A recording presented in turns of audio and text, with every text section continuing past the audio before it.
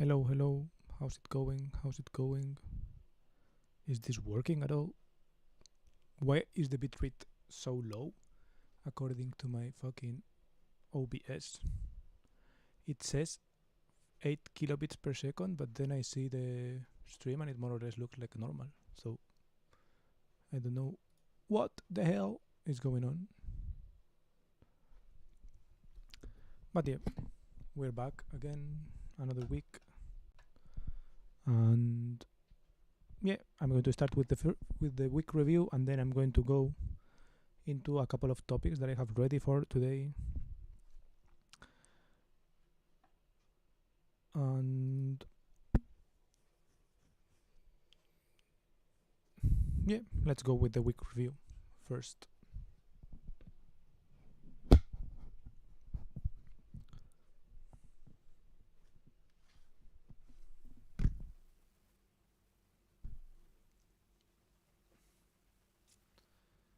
I could share the screen here.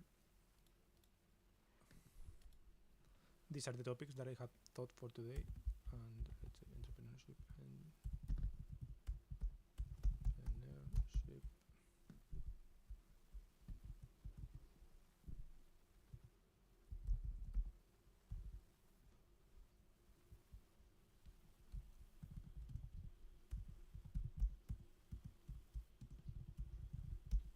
Week.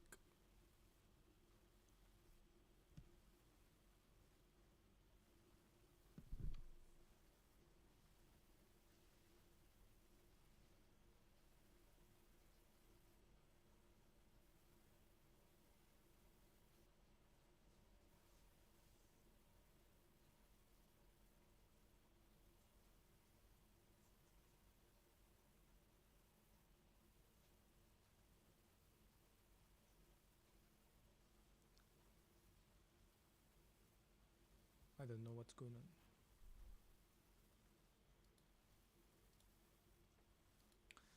Okay, I'm going to open up.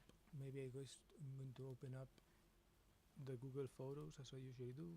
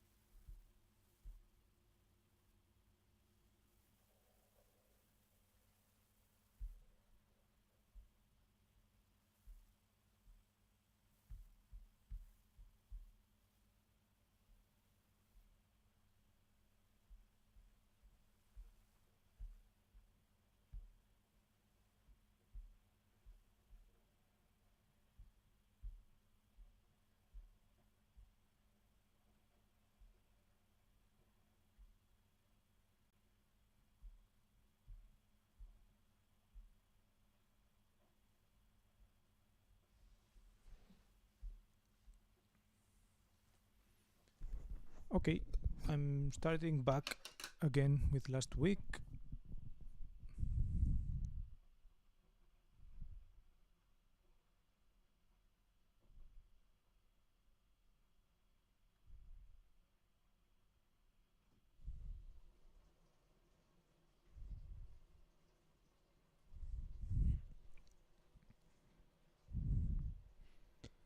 Last week, Sunday, I ate moussaka. I think I did that before stream, so I guess I tell that, but I didn't tell my mom. So yesterday when I called my mom, I mentioned it. So yeah. But yeah, I ate moussaka. Then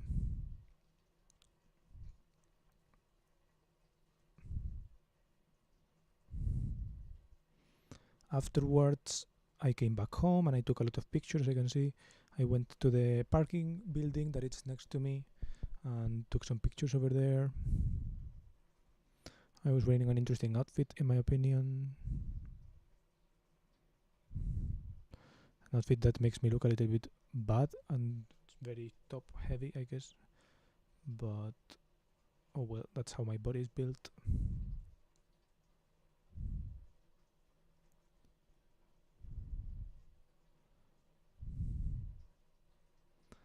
Then the next day, Monday, we went to class.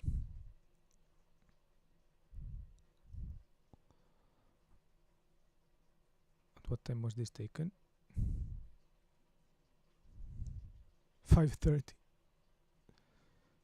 Oh yeah, there was some construction going on.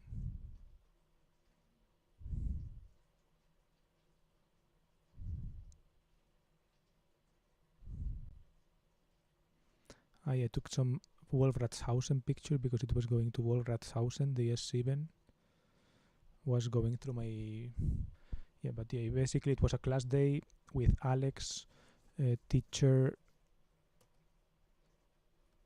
I was wearing all this week my boots.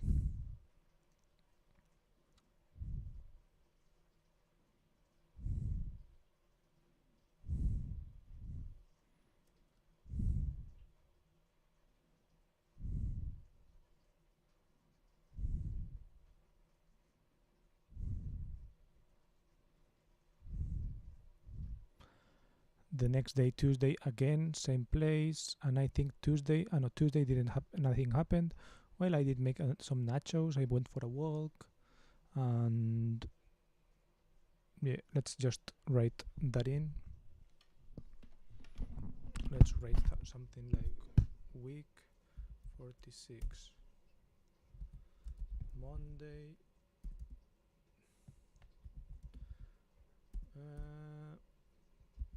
class with Alex. Let's say class with Alex. Then Tuesday, then Wednesday, diversity day. Wednesday was diversity day. Well, diversity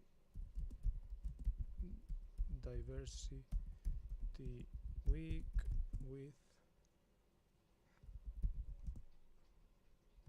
Johanna. No, didn't get asked any questions. Didn't get asked any questions.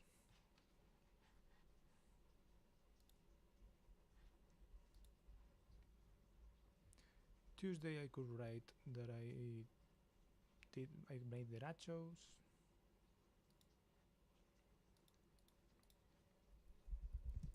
Made nachos. Then S7 Wolfratshausen in my Neuperlach suit.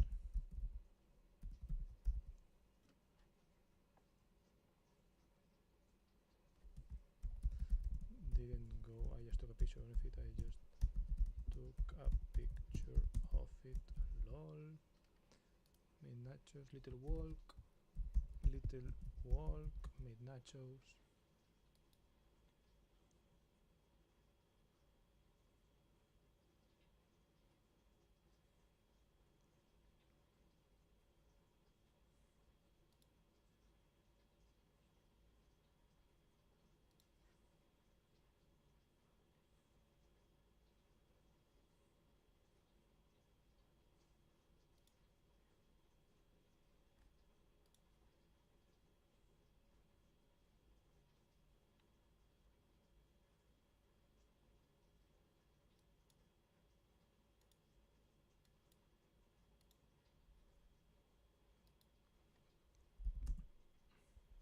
Also gym and grabbed something at Reve wearing boots.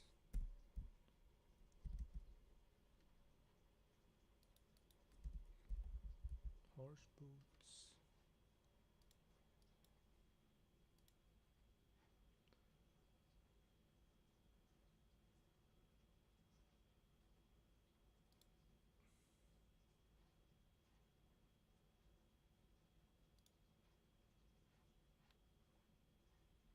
Yeah, and I think Wednesday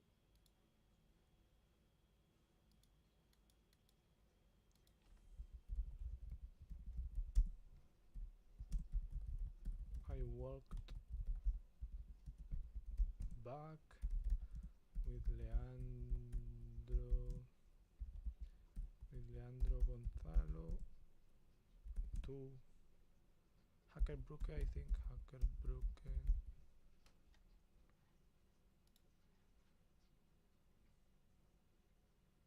Wednesday to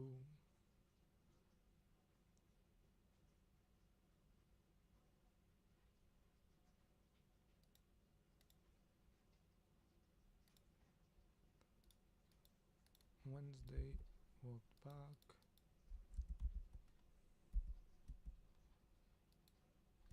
Again. Friday, did laundry. Saturday, bought keyboard Carlsplatz. Then late lunch and cooked chashu for Sunday. Stream. Well, before stream, some YouTube, scrolling Twitter, commenting with my keyboard, and I think I have carpal tunnel or something. Lol. Here hurts a little bit because of the keyboard. I've been using it wrong, I think.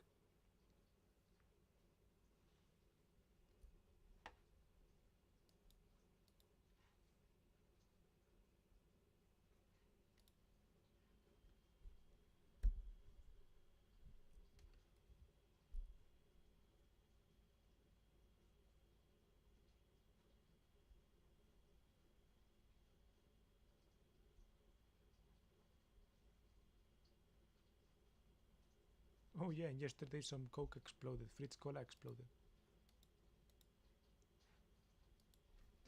And Fritz Cola exploded in freezer.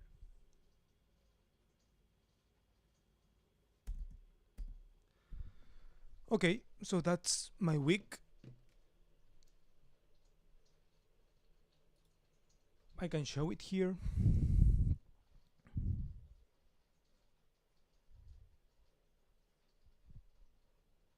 And yeah, I guess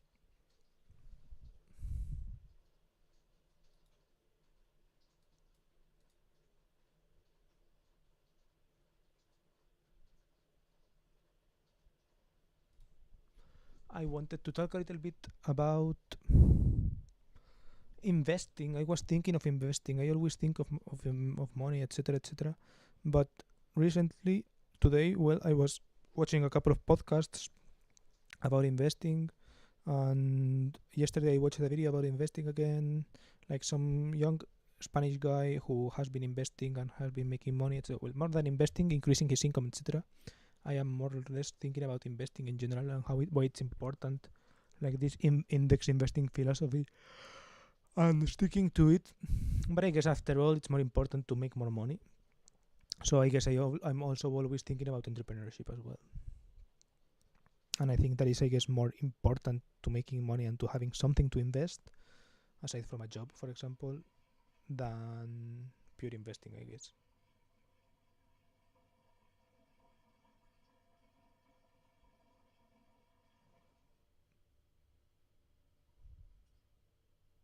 So I guess I wanted to not sure if script or if talk a little bit. I wanted, I guess, first talk a little bit out loud about why am I thinking of investing, what I'm thinking of saying if I were to make a channel, for example, an economics channel or whatever. And I guess I wanted to say how I started investing, I guess. How I started investing.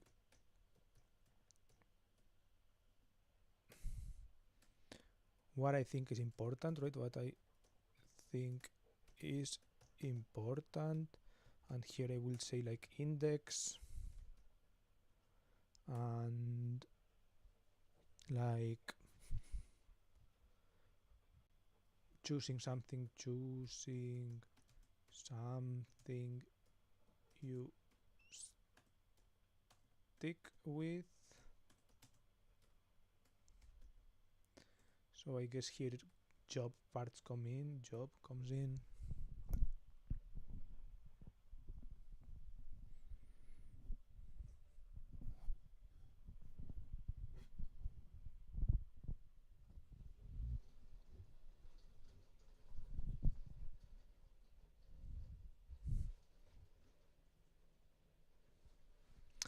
And I guess how I started investing, windfall, right? This 10k windfall, 10k windfall, and also like seeing inflation, book this kind of the millionaire next door, the millionaire next door. I guess also like financial independence,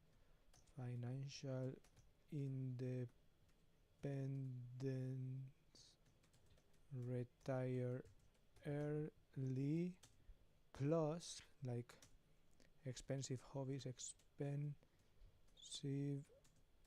non-monetizable hobbies. I guess these are kind of the main factors that made me start investing. Like, why do I invest? Then why I think it's important investing, right? And it's basically just pointing to Ben Felix, right? Point to Ben Felix, what he says. That's important because I don't know anything. I know what he says. I don't know anything about money. I don't know anything about economics. And I guess I also wanted to maybe post those transcripts and the comments in the videos. I guess the problem is that I haven't yet finished the video, so the comment is not yet online.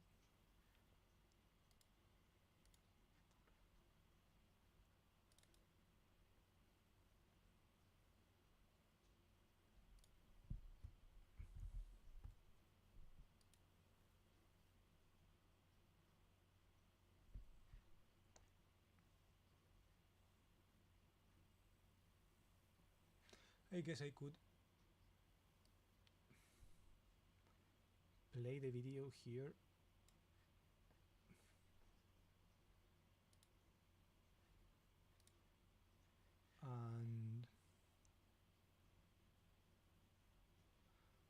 And like comment on it while I stuff and like mention with the appropriate asset allocation for you. Well, you have to pick the appropriate asset allocation for yourself, but the tools are there. Another important point is that these asset allocations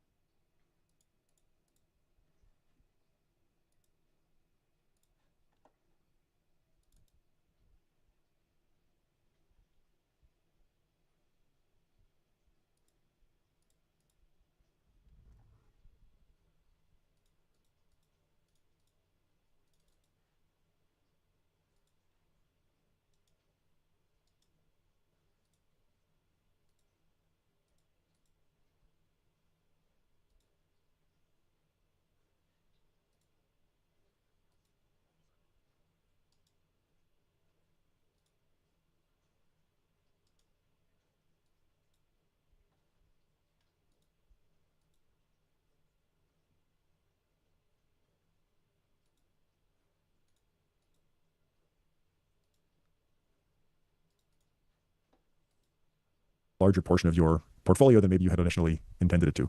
And so to resolve that, you would need to buy more of the other ETFs or sell some of the US equity ETF. And that's not insurmountable, but rebalancing is real work that needs to be done. Dan, I remember in the earlier days of your blog, you would write a lot about rebalancing because it was this thing that was super relevant to people before the asset allocation ETFs existed. Yeah, it's just so much easier now than it was in the past. I do think, though, it's really worth stressing here, rebalancing is not just work that needs to be done on a spreadsheet. It's really hard to do behaviorally.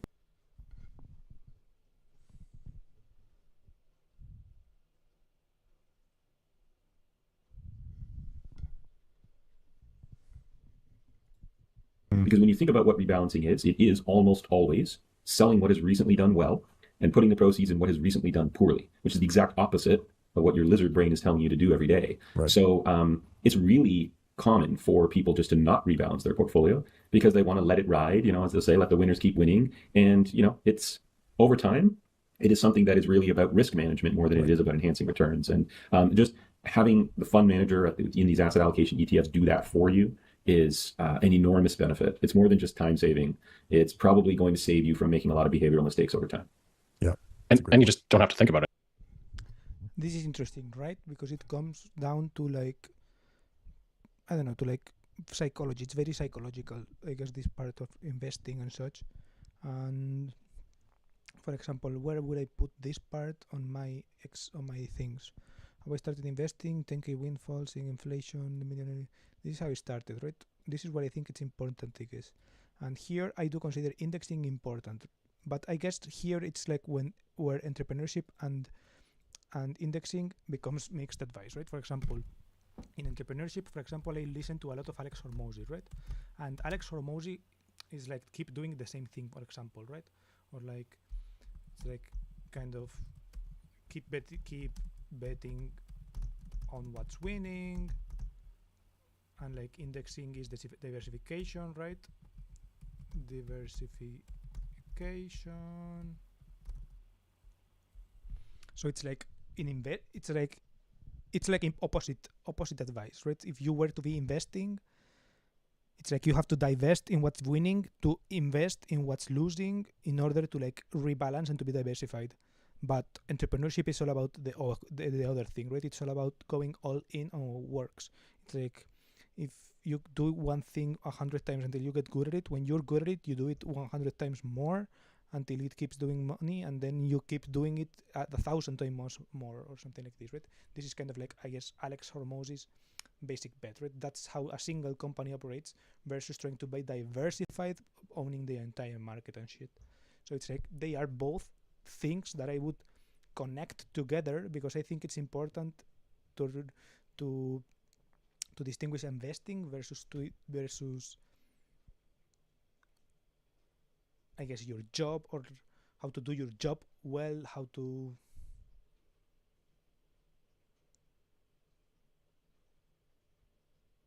these kind of things, right? I guess investing maybe ties more into life, into living a balanced life, into retire early, etc. Both in like goal and in like how like the principles that guide it, and how to do a job well ties into entrepreneurship, right? So to be able to do a job well, it's like to have to live a good life, you essentially do need to do some job well in a sense.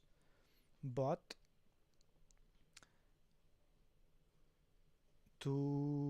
I guess I could do something like entrepreneurship versus investing. Investing is kind of related to living a good life, goal, retirement. It's like not depending on job income to live. Meanwhile, entrepreneurship, it's the opposite, right?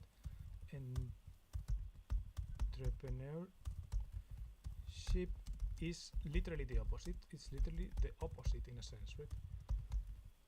It's depending, right? It's like the goal is to maximize, right? It's to maximize. Alex simply says Alex versus Alex Hormozi versus optimized. Instead of optimized, maximize, right?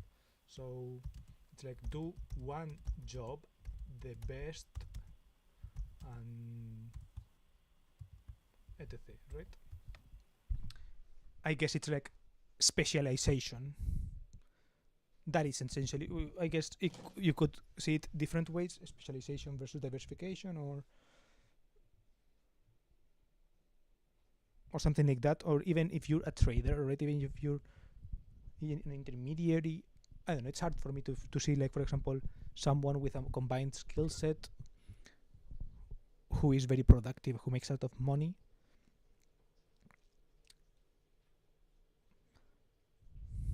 And yeah, then I guess another pillar would be artistry in my way. I guess in my way, artistry is kind of investing in a way, right? Artistry, well, I guess entrepreneurship is also long-term mindset, right? I guess long-term mindset is something that is applied both, I guess, right?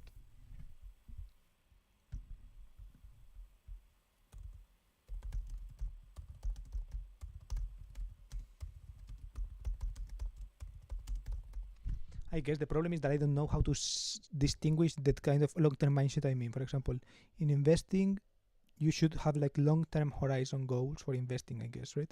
Because when you have long-term horizon goals for investing, it's like you don't care about volatility so much, right? It's like in investment, you don't care about short-term volatility, and that allows you to ride it out to the expected higher return period, right?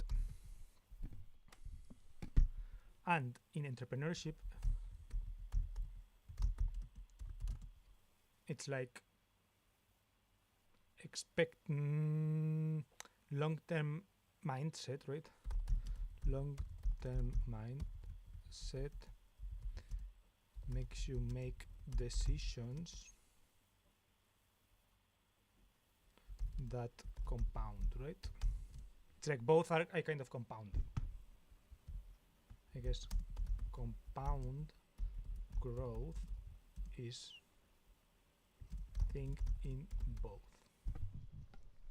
So it's like, I guess the thing that Alex Hormozy, for example, uses is not getting distracted by the easy thing, right? It's like not getting distracted by the new thing all the time. It's kind of like riding pain tolerance. It's like having pain tolerance, aka distraction tolerance, aka those kind of things, right? Being that kind of strength. And that's like the similarities.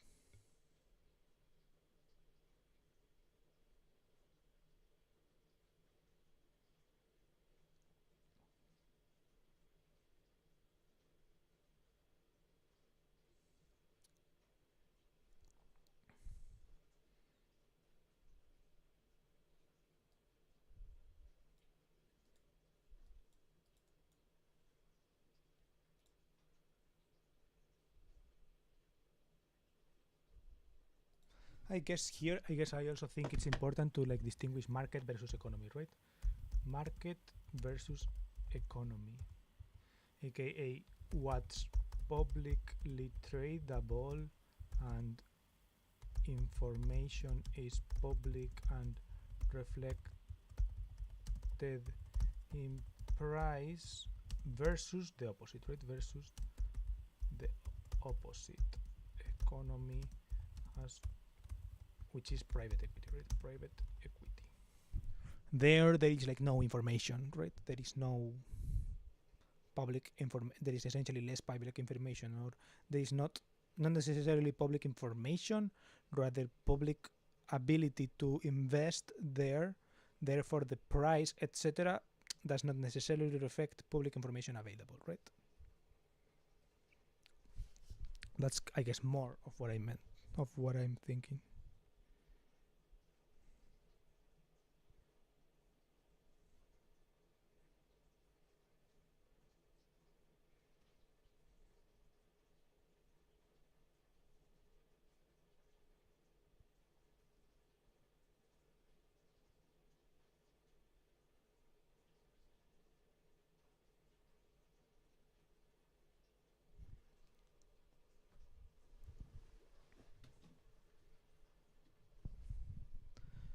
That's kind of what I was thinking, I guess.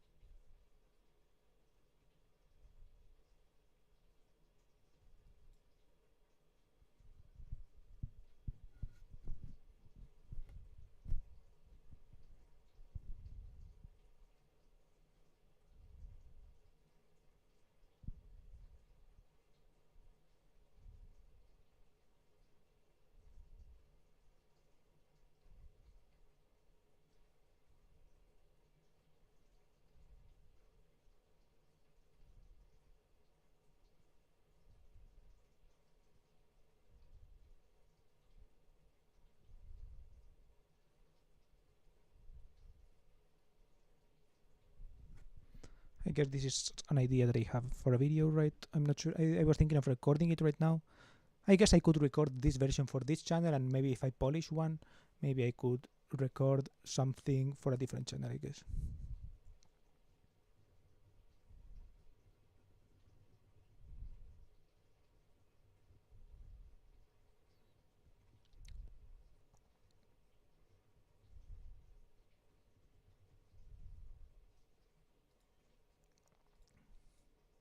I guess I'm going to record this video. Fuck it, why not?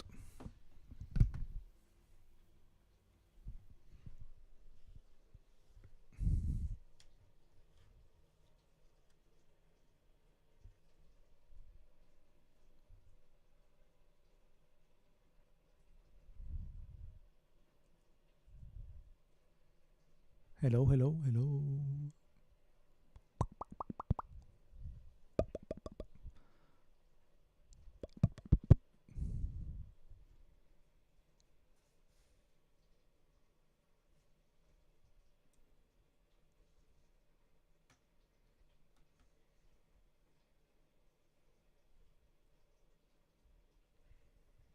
F4 is screenshot. I guess it didn't capture it. Let's see.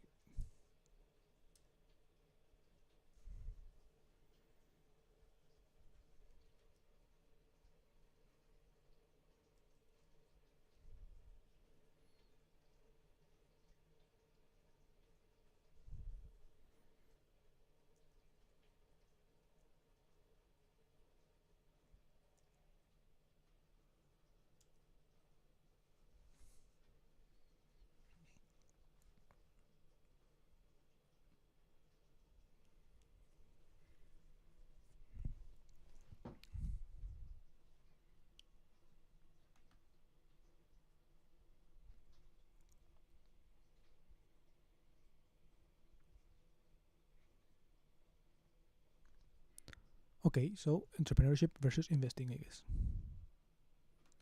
Entrepreneurship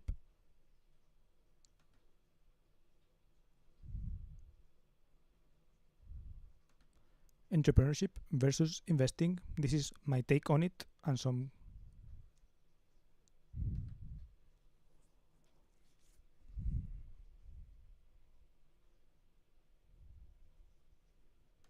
entrepreneurship versus investing.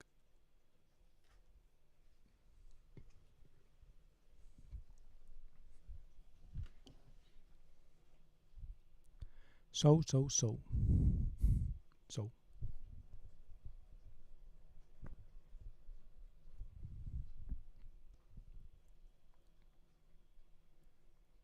So on this video, essentially, I want to kind of separate for myself and for anyone who this could help, entrepreneurship versus investing related, you could say, advice or kind of phrases or sayings that people say, these kind of content creators that are heavy on like work hard, diversify, go all in, etc. Kind of separate these kind of two things so that it becomes a little bit more useful to take in this advice. And this is, I guess, how I'm working through this advice. I'm not an expert myself. I'm not that big of an entrepreneur. I'm not that big of an investor. But I guess I have tasted enough of both fields to kind of be able to say how I'm working through it and how I'm personally finding this advice and how I'm kind of dissecting it and making sense of it of both together, right? Rather than just investing advice and having and hearing those things, or just entrepreneurship advice and hearing just that advice. How am I kind of like merging these together in order for me to make sense of it all in kind of a life context, you could say, right?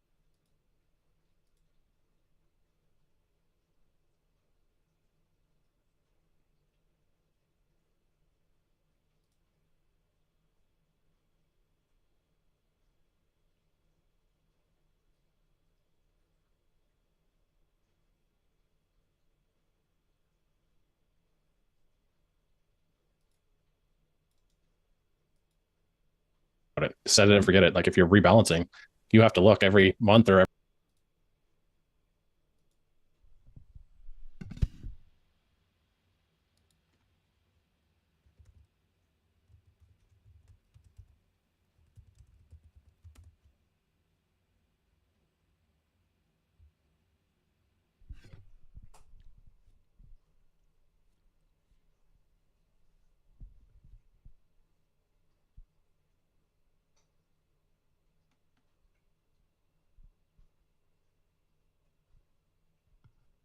When I started my career in finance, one of my first big assignments was delivering a 45-minute Investing 101 talk to employees at a local tech company. I got good feedback on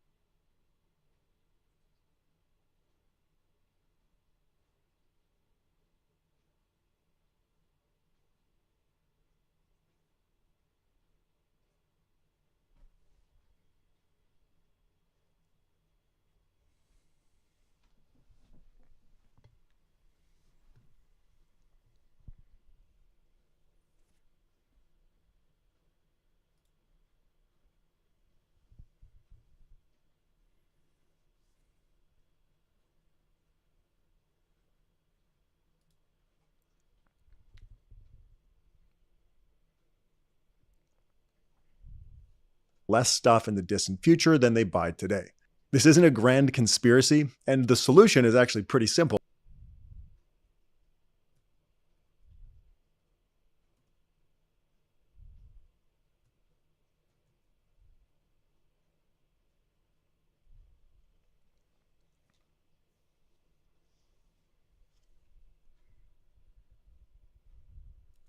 Okay, this is not a mega, I don't know, academic video or whatever. This is kind of like just me going over my thoughts, but a little bit of definition, at least for the part that concerns investing, is I think something that is positive for understanding why I'm going to be talking about investing and entrepreneurship here, right? And essentially, this is a video that I recommend a lot. Ben Felix, this is a guy that I watch very often to understand better the way I invest. And yeah, he essentially is some guy who kind of basically, let's say, index funds. He talks a lot about index funds and its their advantages and such. And he works in that field. He's a really good economist, etc. Blah blah blah.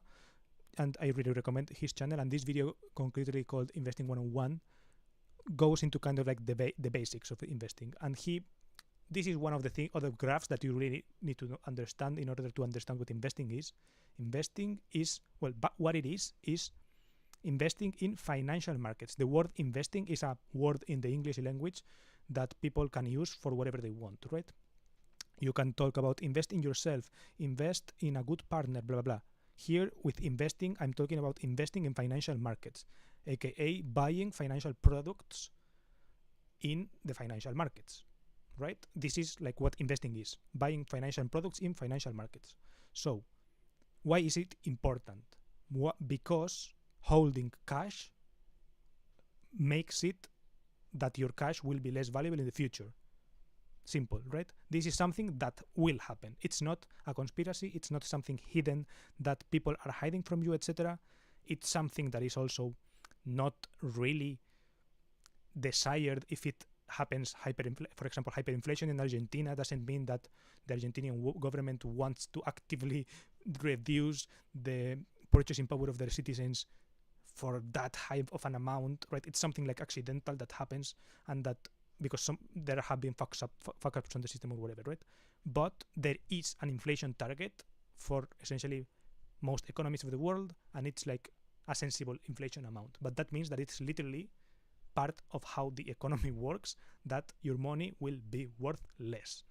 And the counterpart to that is investing, aka that is the way one can protect themselves from this without having to work. That is another thing that he mentions here, right? There is a sense in which buying a financial product, aka there is a way to achieve financial independence, aka not needing to work for money, rather acquiring enough capital that capital gives you enough returns to be able to sustain your lifestyle without having to work for money, right? That is the goal of investing. Accumulating capital in a way that basically results in you not needing to work, right? That is the goal is not that is financial independence. With financial independence, its goal is you do not need to work, but the vehicle for that is investing in a determinate manner, right? In a certain form, and you can achieve it in many different ways of investing, etc. But there are like some retirement planning, for example, it's literally that, right? It's planning to be able, like, for you to be able to not work and still have pay money, right? With planning, right? Planning it, aka without having to rely, for example, on your government pension, aka just doing it using financial products, using the characteristics of the market, the financial market, to do that.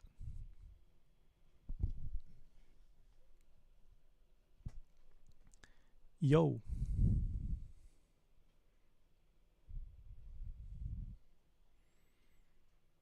I was getting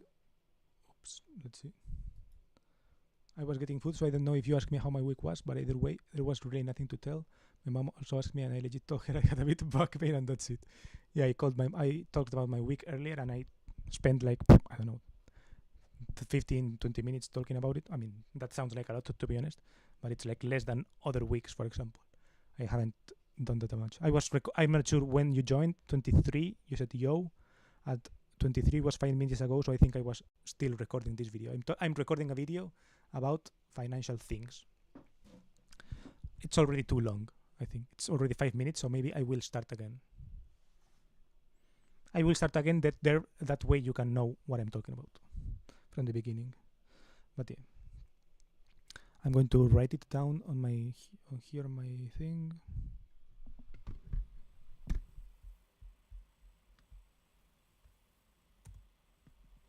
Investing, what it is.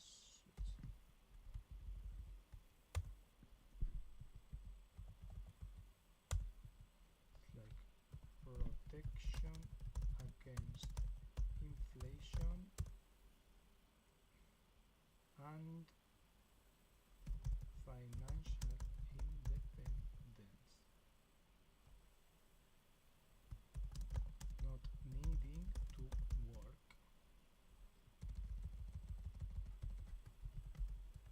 Acquiring enough financial assets that you don't need to work to sustain your lifestyle.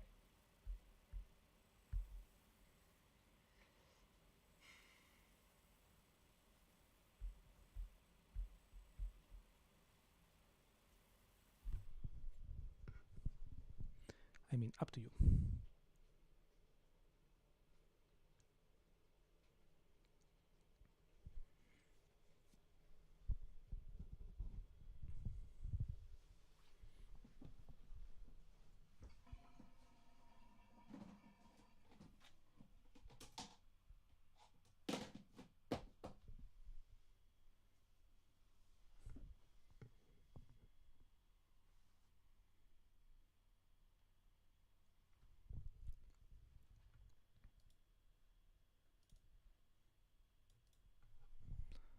Okay. Oh yeah, I made pasta yesterday. I don't know what it's in English. It's called Nudelauflauf. I can set up in Discord. Okay. Nudelauflauf. I've heard that before, I think.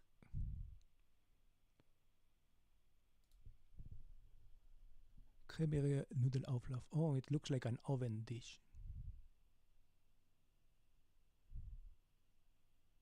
I think I've seen that literally yesterday. It's like a pasta salad, I guess. Okay, no, it's like one of those pasta salad looking things, but that you do in the oven, right?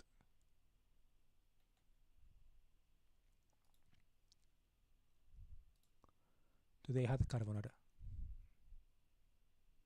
By the way. I can't look at chat. I don't know why, because Microsoft Edge decided not to work. So yeah, I guess I will not be reading chat. Okay, I can.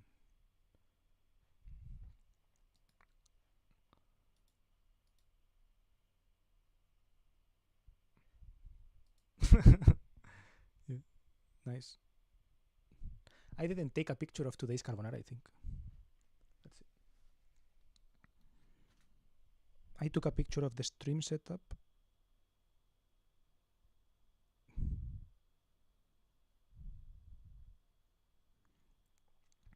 But I didn't take a picture of that other thing.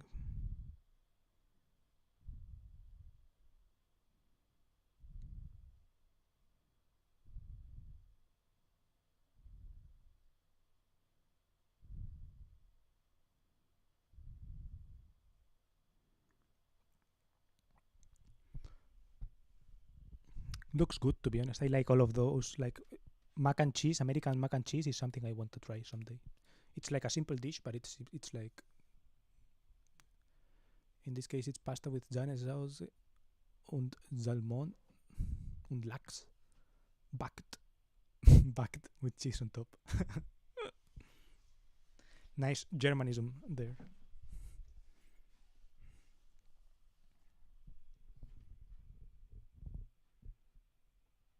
I only only get translation for Zane sauce as cream sauce, and that sounds wrong. Sounds red to me.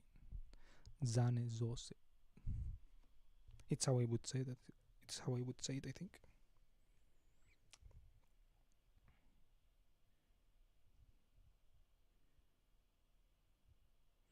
Yep, I didn't take a picture of the carbonara today. Shame, because today carbonara was decent.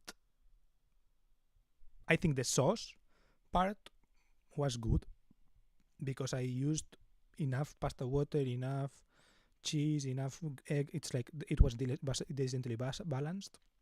Enough pepper as well, that it was good. But the bacon was a little bit too tough. It's the opposite problem I usually have. I usually have the opposite problem. Okay, I use bacon guanciale that is too tough. Sorry, that is too chewy, and that is like not done enough. It's like almost, I guess, leaning into rawness almost. It's like too not crispy, and today it was too crispy. But yeah, I used a lot, I guess, 200 grams.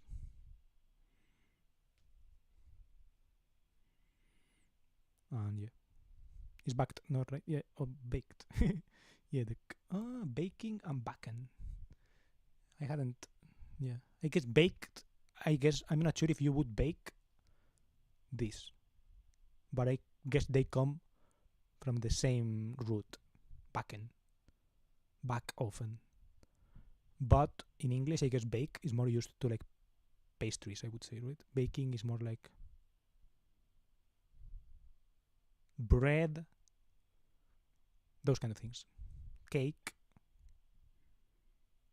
It's not ovening, right? That would be like ovening or something. I don't know. I also don't know English that well. So. But yeah, let's start with the video so that you know what I'm trying to say.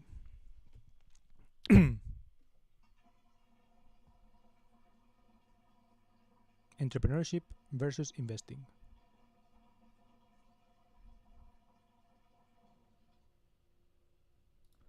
Entrepreneurship. I always look at my keyboard. Fuck. Let's see.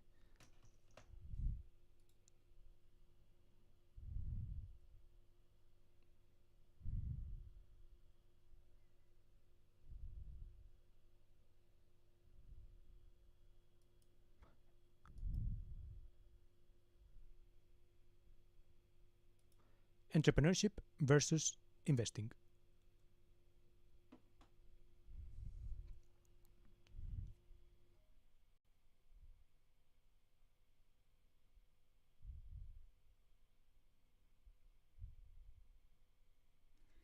I wanted to make this video because I see a lot of stuff regarding entrepreneurship and regarding investing that are kind of both related to money, related to having a better life, etc., blah, blah, blah. But they kind of give opposing advice, right? It's like work very hard, work as hard as you can, blah, blah, blah. Or like work always in the same thing and do it every time the same. Or like trade different things.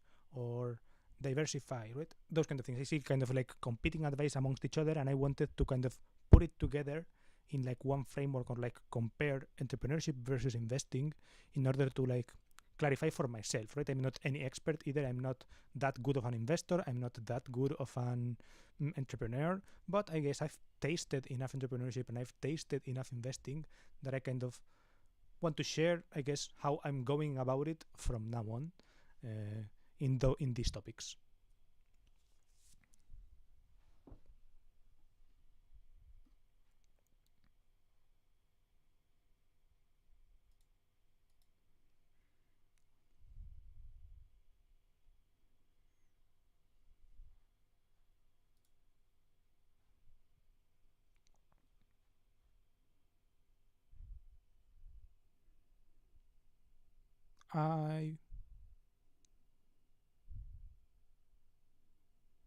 I want to start first with a little bit of a definition. I'm not an academic, as I've said. I'm not an expert or anything, but I do want to at least define overall the investing part. I want to kind of define what exactly is investing, because investing as a word in the English language is used to mean everything, right? It's like you can invest in yourself, you can invest in better equipment for whatever it, and when you kind of mix it in with entrepreneurship, it's like you can start to invest in everything, right? And I want to talk about investing as in investing in financial markets, right?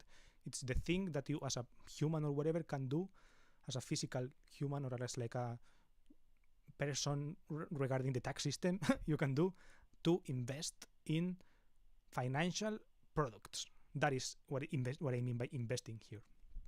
And essentially investing in financial products is, why would you even do that, right? Because inflation exists. Why? Well, what is inflation? That your money as it is now will have less purchasing power than in the future. Sorry, the opposite. In the future, we'll have less purchasing power than today. Today is the day where your money will be the most worth. In the future, it will have less purchasing power. This is not a conspiracy. This is literally something that is programmed into the economy. I cannot explain very well why, etc., or what are the reasons for, or if it's good or bad that it's done, but it is so. Right? This is a thing that is so. It's like it's not an hypothetical. It's a fact, and I will go too deep into it. First, because I don't really know, and second, because it could go on forever. But that is a thing, right? This is a thing that happens. Your money will be worth purchasing power wise less in the future than it is today. And the way to counter that is with investing. Okay, there are forms to make your money, your purchasing power, continue the same as it would be, or to increase. And this is using financial products, changing or other ways. For example, I guess other kinds of investments that are not financial products could theoretically have returns on investments, or like other things that are not financial products, for example, physical products like a house, real estate investment, etc. Other kinds of investments can also protect your money from inflation, aka keep the purchasing power the same, or commodities like gold, for example. But I'm going to talk about investing in financial products because it's really easy, I guess, and you don't require like this underlying asset. You don't require caring about this underlying asset, I guess. It's like that. This is why it's popular, etc. Right? I could talk about every kind of investment there is, and now I'm going to talk about why, I guess, this investment, why I kind of not trust or whatever, but my decisions regarding this investment. Okay, it's too long already. It's 4 minutes.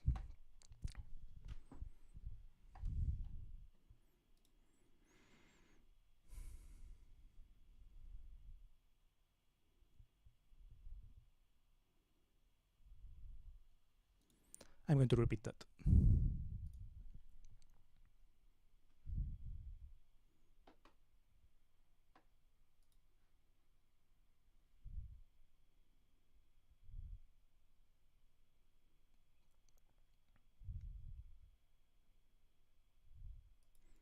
Investment versus entrepreneurship.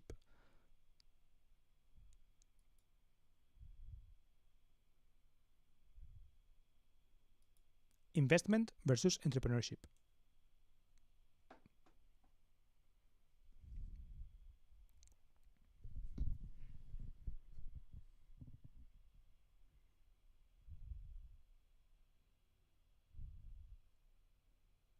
In this video, I kind of want to explain the differences between investment and entrepreneurship, or more than the investment, the differences, sorry.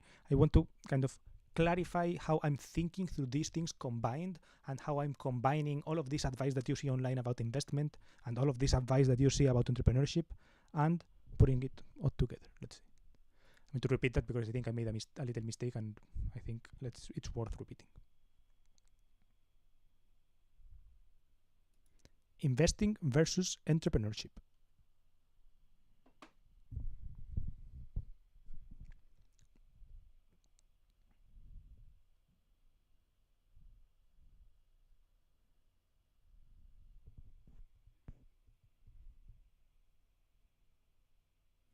You've probably seen a ton of videos online about this kind of entrepreneurship advice or like investment advice, and all of these are kind of related in a way because they're kind of talking about money and also about how to make a better version of yourself, blah, blah, blah. And I wanted to give my take on this, and like my take kind of trying to combine both the investment advice, both the entrepreneurship advice, and also rather than combining them, kind of separating the advice into each of these categories, but giving a frame that kind of works for comparing when each of these advice is kind of like useful. I guess a little bit more for me than it's like for me first, and then for whoever finds this useful and whoever has been through these same confusions, or like whoever is working through these same problems that I'm, I guess, thinking through. I'm not the biggest investor, I'm not the biggest entrepreneur, but I think I have a little bit of experience in investing, and I've read a little bit about it, and I also have a little bit of experience in entrepreneurship, and I also have read a fair bit about that as well, and I wanted kind of to combine my, I guess, where I'm at right now regarding balancing both of these things together, and like balancing the discourse surrounding everything, and kind of like putting it all together in this video.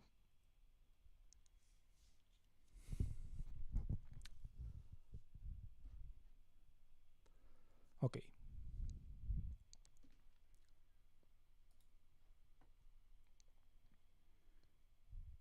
Okay, first I'm going to be talking about investing, particularly a little bit of a definitional way of talking about investing, because I think using the word investing here, I'm not an academic, so I don't require a mega clear definition, etc. But I do think it's worth defining what I mean by investing here, because in the entrepreneurship context, people talk about investing a lot as well. People talk about investing in themselves, etc. So here by investing, I mean investing in financial products, right?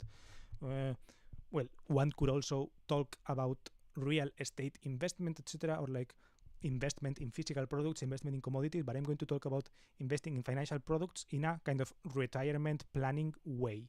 So why this particular product I'm choosing, which is financial products, and which financial product in particular, and also like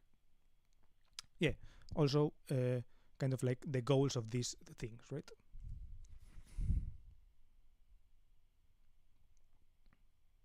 So by investing, I mean investing in financial products. And why would you do that? Because money goes down, your purchasing power of your money goes down over time. This is not a conspiracy. This is something that literally happens for reasons that are too complicated for me to explain, that I don't even fully understand myself. But this is how the world is built right now. And therefore, that is like one thing you should take into account, and you should protect yourself from, right? One starts investing because they care about protecting themselves from inflation, right? And because it is a way to achieve financial independence, one could say, right? That is also a very powerful motivator for investing, and why many people get into investment. That is the way to achieve enough financial capital that you not to work anymore. You don't need to work anymore. Therefore, you are financially independent. And you do that by acquiring financial products or other kind of investments.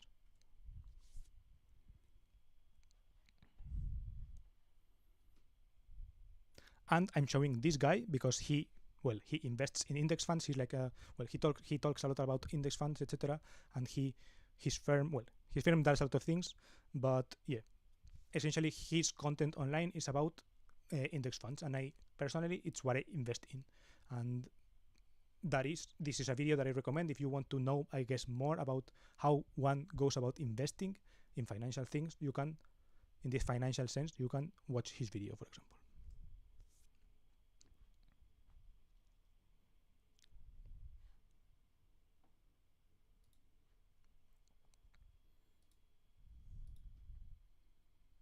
So, to recap, investing is protection against inflation and also a way to achieve financial independence, right? Acquiring enough financial assets that you don't need to work to sustain your lifestyle. AKA, the goal is retirement, essentially, right? Not depending on the job income to live. This is kind of the goal of investing. When you think of investment advice, blah, blah, blah, blah, blah, blah, this goal is to not depend on your job income in order to live, right? To build, it's the path to building those financial assets so that you don't need to work. That is, so that you get protected against inflation first, and if you have like enough financial goals, or like if your investment, etc., is like grow enough in order for you to be able to sustain your lifestyle without working, right? This is essentially investing.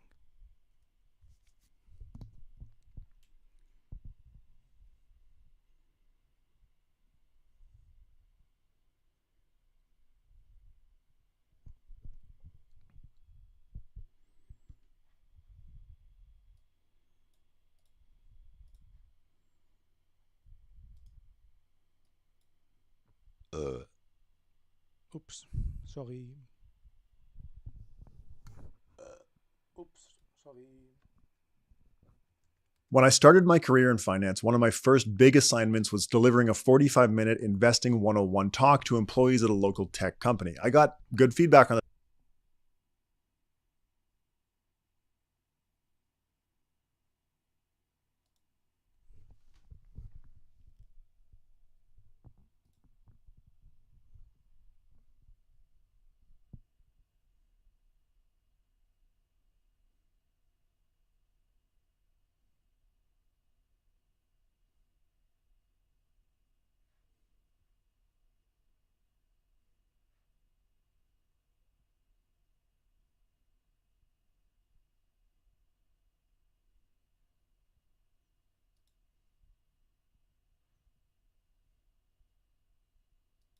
There's a single reason why most people stay broke.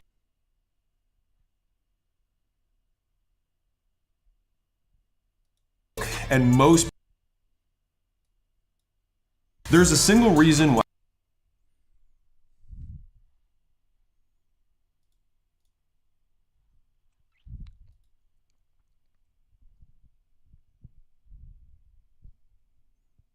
So now we go into entrepreneurship. I've chosen this video by Alex Hormozi. I haven't watched this particular video, but I've watched a lot of videos by him, and he talks a lot about, well, he talks about entrepreneurship essentially, aka building a business, or in his case, rather than pure entrepreneurship, he also talks much more about the levels above, right? Also like how to scale a business and how to make it grow, etc. But he talks a little bit also about building it. And yeah, essentially, what is the difference between entrepreneurship and investing? Entrepreneurship is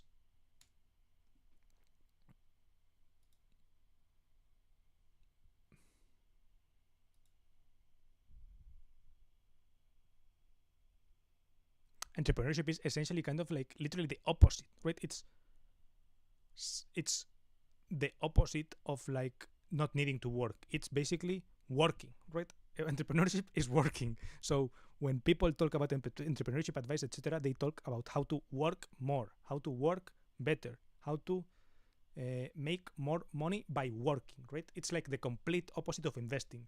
When people talk about entrepreneurship, it is talking about work, but in a different way, right? It's like talking about working not in a job, rather in a business, creating a business. So when you hear the words investing, blah, blah, blah, blah, blah, relating to entrepreneurship in this entrepreneurship context, it is not the same investment, right? It's like you should not be thinking about this kind of financial investment in financial products in order to retire, right? In order to stop working. They are different kinds of investments. It's like if someone says something like invest in yourself in this entrepreneurship context, it's like in the one hand, when the money comes to you and you are deciding how to spend that money, right? You should be deciding whether it is money you want to invest in financial products for retirement, or whether it's money you want to use for other things, including work, blah, blah, blah, blah, blah. It's okay. They cannot be put in the same category. They are not. The advice that will be given will be literally the opposite, because the goal is literally the opposite. In the one hand, investment advice related to retirement particularly is worded in a certain way, for example, requiring the diversification, etc., that it basically contradicts many of the principles of like how one builds something, right?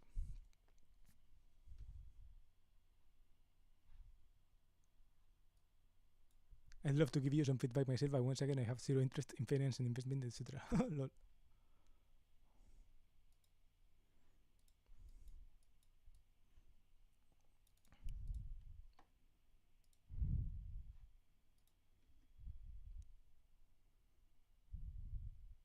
So yeah, essentially don't conflate these two things, right? Don't conflate this entrepreneurship advice with investment advice. Okay, if you hear someone like invest in yourself first, or like you have to go all in,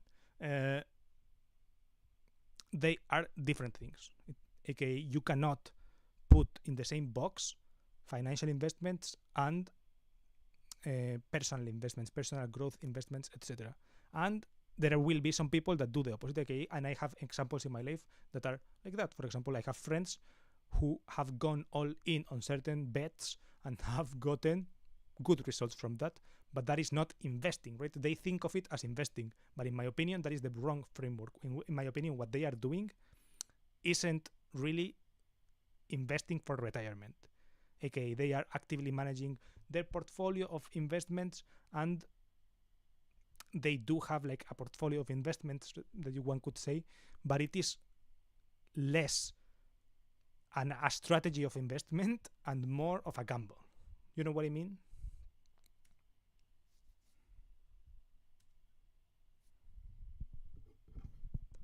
I think, I'm not sure how much I recorded.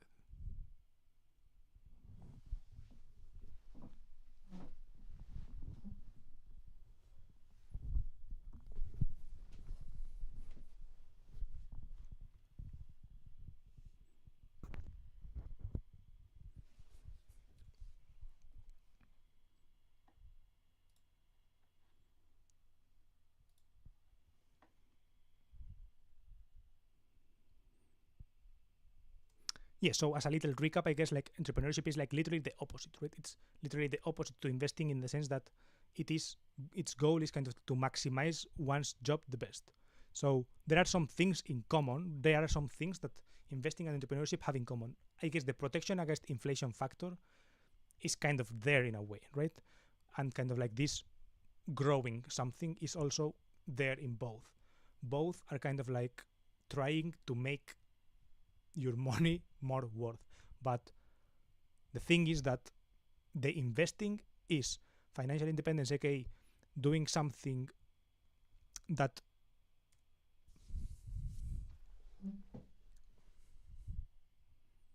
it's doing something that will require you not to work in the future. Meanwhile, entrepreneurship, even though it's kind of worded in that way in a sense, right? It's kind of, sometimes it evokes that spirit of like, hey, if you work hard now and you build this thing will run itself, right? Or this business will run itself, or like you will be able to sell the business or something. It is, in a sense, building some kind of investment vehicle or whatever. But the path to it is kind of really the opposite, right? The path to it is really very active, right? It's like you are essentially working a lot on this thing. It is essentially, so every tip is a tip on how to work more, how to do this particular job the best, or rather than the best, in the way that maximizes this outcome of money, right? And this is what it's trying to do. Versus investing, where the advice is kind of like not really doing that, right? It's really saying you, okay, look at this goal of like how to achieve enough financial assets that you don't need to work to sustain your lifestyle in the future. So it's rather protective, right? It's kind of like, it's trying to beat inflation in a way, but also trying to not lose the most that you can. It's like trying to achieve the most expected returns that you can, rather than trying to go all in on this bet. Entrepreneurship is a bet, I guess, right? It's a bet, and it's a bet that requires a lot of work. So there are some similarities in it, but there are like also some very big differences in it.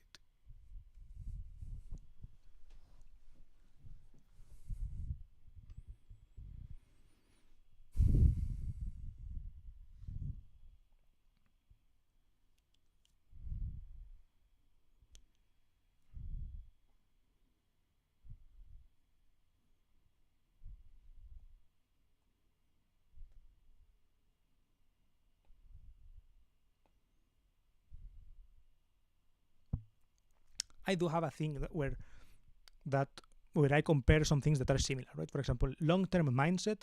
Sometimes you see that and you hear, okay, that's good advice, and it actually turns out that it applies to both, right? For example, in investment, it's like you are supposed to, because compound growth is a thing that happens in both scenarios, right? And it's a thing that you take advantage in both. So this compounding effect works in investment in your favor as well, and in entrepreneurship it also works in your favor.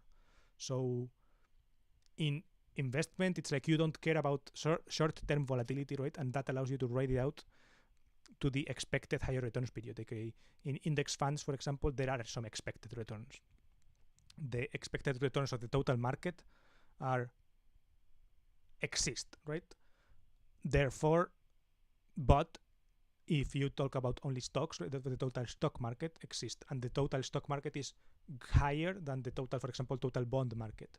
So if the expected higher returns have a higher volatility, you can expect in the short term higher volatility, higher ups and higher downs.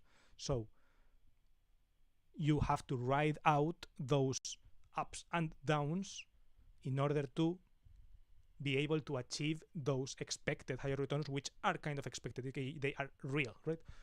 They are not assured, but they are expected. It's like they are mathematically kind of expected to be higher than, for example, bonds, or for example, a single stock pick, for example, is also like lower in an efficient market. A single stock pick is lower efficient, not lower efficiency, but lower expected returns, lower risk adjusted expected returns. But essentially, this is what I mean, right? And in entrepreneurship, for example, the long-term mindset also is important, right? Because if you can compound your business, and for example, Alexa Moses says this all the time, right? Says, don't get distracted by the new thing all the time, okay? Focus on what is working and like make more of those, scale that. But I guess the difference is that both are kind of like banking on compound effects, but entrepreneurship is also like a lot more linear, I guess, right? Alex Hormozi talks about linearity a lot. He talks about how, for example, a $1 million business, $1 million revenue per year business, making one piece of content every day, 365 pieces of content per year, he makes 100 times that. And he makes 100 times that. His business is a $100 million per year business, right? So it's like there is a lot of linearity with that.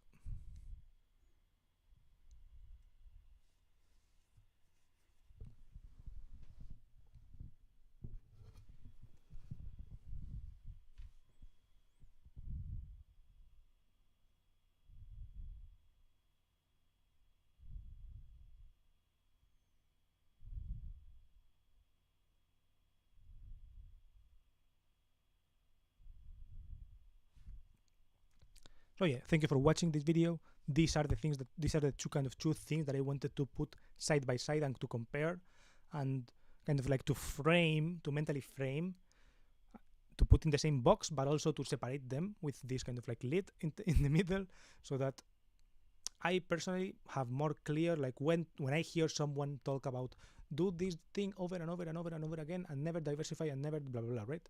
When I hear that, do not apply that in the other bucket. Or when I hear the thing diversify, do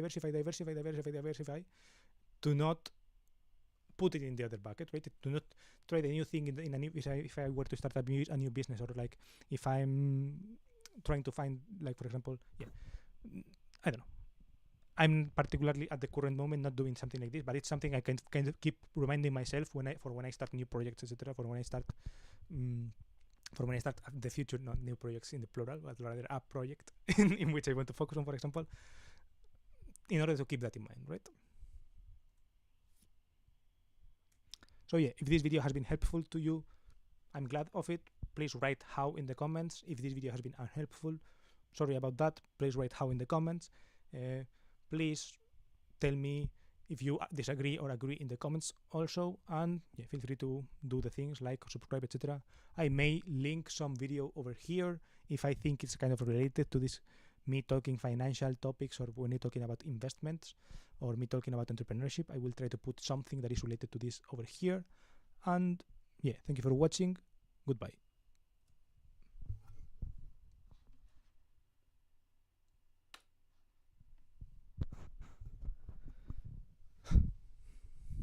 Okay, financial talk over. this was one of the things I wanted to talk about today.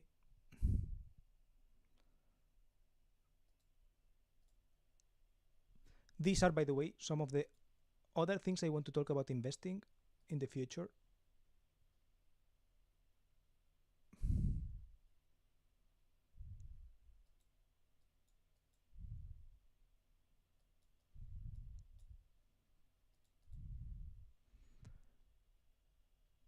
Where do I have them? Here.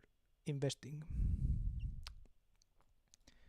I was thinking of making an investment YouTube channel.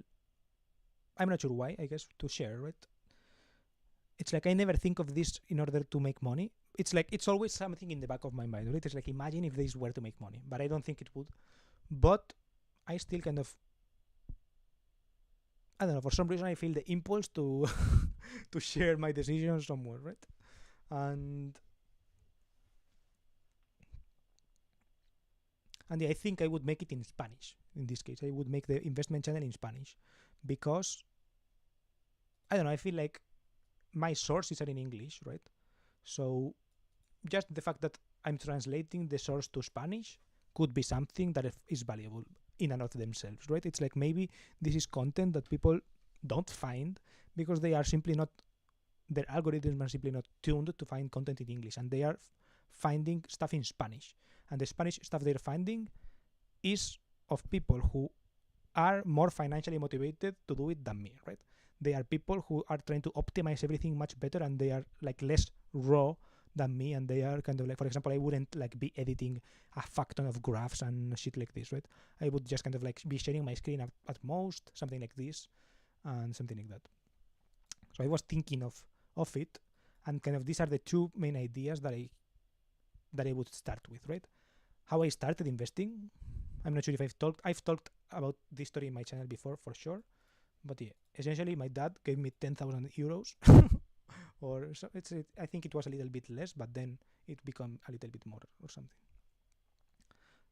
But yeah, essentially I got 10,000 euros for kind of like my 18th birthday. And that is like a fuck ton of money, I guess, when you're 18, right? It's like, what the fuck do I do with 10,000 euros? And he said something like, in case you want to do a master's or whatever, and I was set on not doing a master's. I chose my degree particularly because it didn't need a master's. So I'm not sure if that was a good idea, but yeah, that's what I did.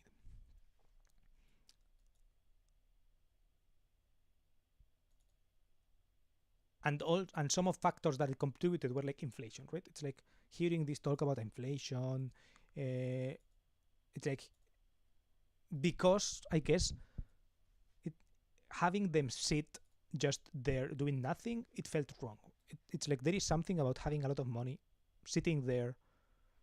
I guess for some people it gives them peace, right? It's like some people get money, accumulate it, they have it just sitting there, and it's like, chill, I can pay expenses or whatever. But I didn't have any expenses or whatever, right? So in my case, it felt like suboptimal, right?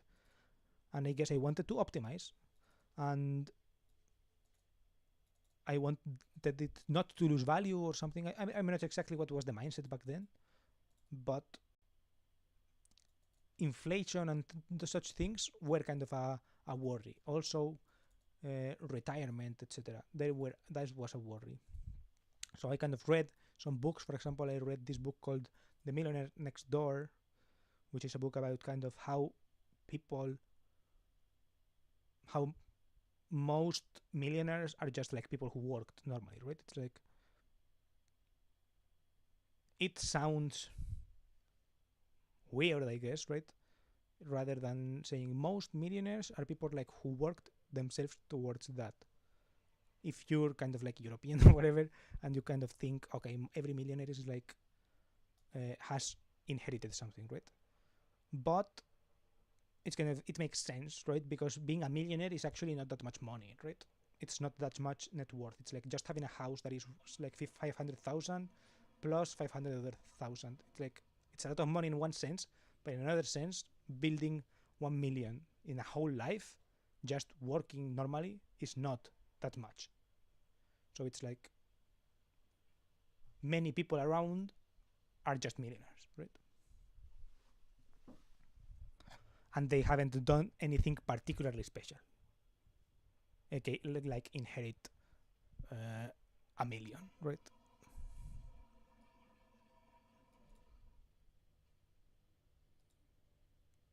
And then also some other thing that contributed was like financial independence, retire early, and having expensive non-monetizable hobbies, right? There is a way in which I was thinking, okay, I want to retire early, I want to be financially independent. Why? Because my hobbies are expensive, right? I didn't think that I could, I guess, enjoy my hobbies or something, right? I've always liked cars, so I've always been kind of into money because cars are expensive, right? So I was like, there's no way. I don't know. It's like it wasn't in my mind, this kind of like being paid to drive cars or some things. For example, if I had learned about car journalism, or if I thought that I was a great car person, if I watched the Top Gear and I was like, oh, I'm just like Jeremy, or I'm just like Hammond or something, right? I maybe would have been like, oh, maybe I could make that my career, right? And I wouldn't have cared about investing or something. But I guess I've never thought, okay, I've always thought I'm going to be an engineer and I'm going to engineer cars, but I've always kind of known, I guess, that engineering cars is different than, I guess, having cars, and like an engineer doesn't have like sports car money, you could say, right? Or it's kind of like that, right? That's how I was thinking about investing then. And also, I would like to make a video about what I think is important to know. It's like some concepts. For example, this kind of diversification thing, this kind of indexing, why it's important to diversify, why it's important to why these expected returns are important, why, I guess, humility, right? It's like kind of like knowing that if you're going to invest in publicly traded stuff, the market knows best. Basically, it's like trying to beat the market is a gamble. It's not like the worst gamble you can make, because there are two kinds of risk. It's like risk also. It's also something that it would be nice to clarify. But it's like when you buy something from the stock market, you are risking money, right? But within the word risk, there are like several different kinds of risk. One of those risks, for example, can be avoided by diversifying versus some other risks that cannot. So the fact that those risks can pay off or cannot makes it a gamble. And there are other aspects where there are risks but that have a payoff tied to them. And those are essentially, the way to capture that is like by indexing. It's like by diversifying your money into essentially the market. You say something like, okay, I'm taking the most expected returns I can get with the minimal amount of risk possible. That is kind of what you're saying. If you say, okay, I'm going to buy Tesla, then you are trading some of that safety. Okay, you are starting to take on risk with essentially zero positive expected return. Okay, you are introducing risk just because, and you are saying, okay, let's gamble this money, right? That is essentially in the math, aka basically in the math, what's going on. Then there are some things like choosing something to stick with, aka a strategy. So for example, my strategy is like investing in index funds, and I have been able to kind of stick with it in the sense that I have not sold, right? I haven't sold, so that is sticking with it in a way. But I have not invested regularly, which is not sticking through it in a way, because I didn't have a job, right? So yeah, that's kind of like, I guess, something related to that, right? It's like my particular take or something, right? It's like, I guess I did right by investing, etc. Maybe I did wrong, but I did wrong. But I did wrong by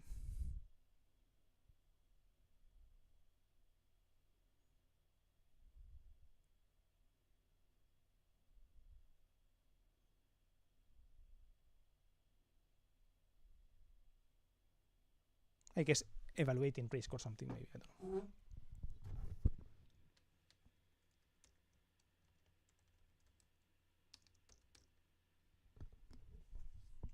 I don't know, maybe not really, because it did work out in the end, right? I am here after all.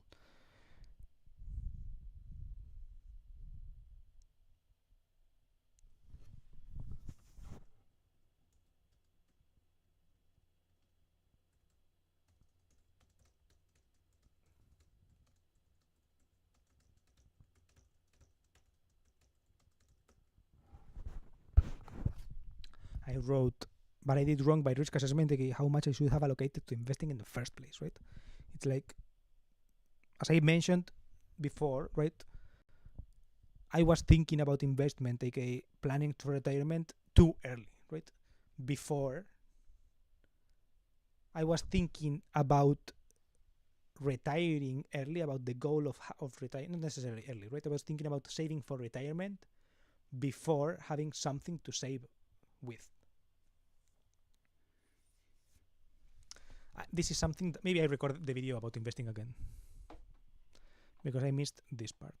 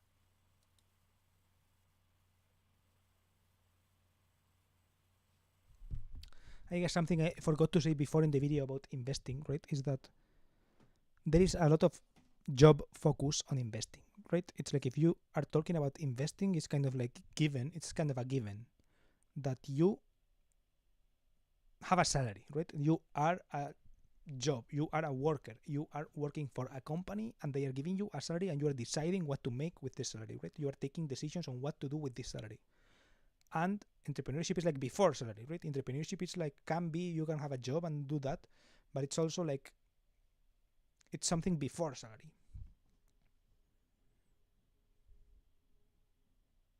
It's like something to create that salary in the first place, right? In salary equivalent, because it's not even like a salary, right? It's like, it's a different mindset altogether, right?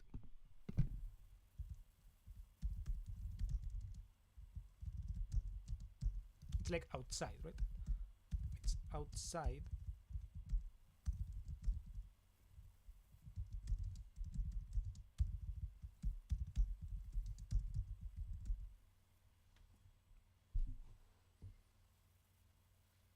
It's like outside the salaryman, right? That is the thing, I guess, right? Freelancers gold mine, why? What do you mean, why? As in, why is entrepreneurship kind of like outside the salary mindset? I guess because you are trying to kind of, you are not creating a job for yourself, right?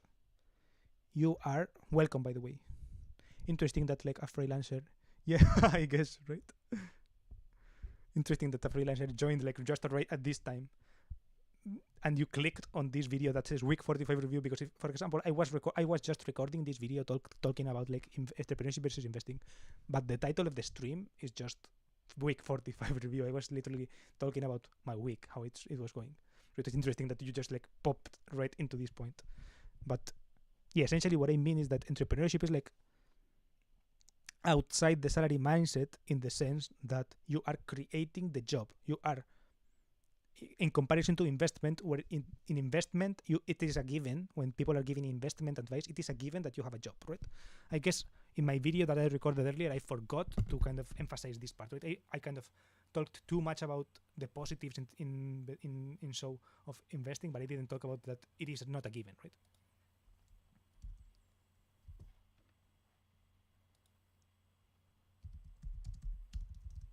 It is a given that you have a job.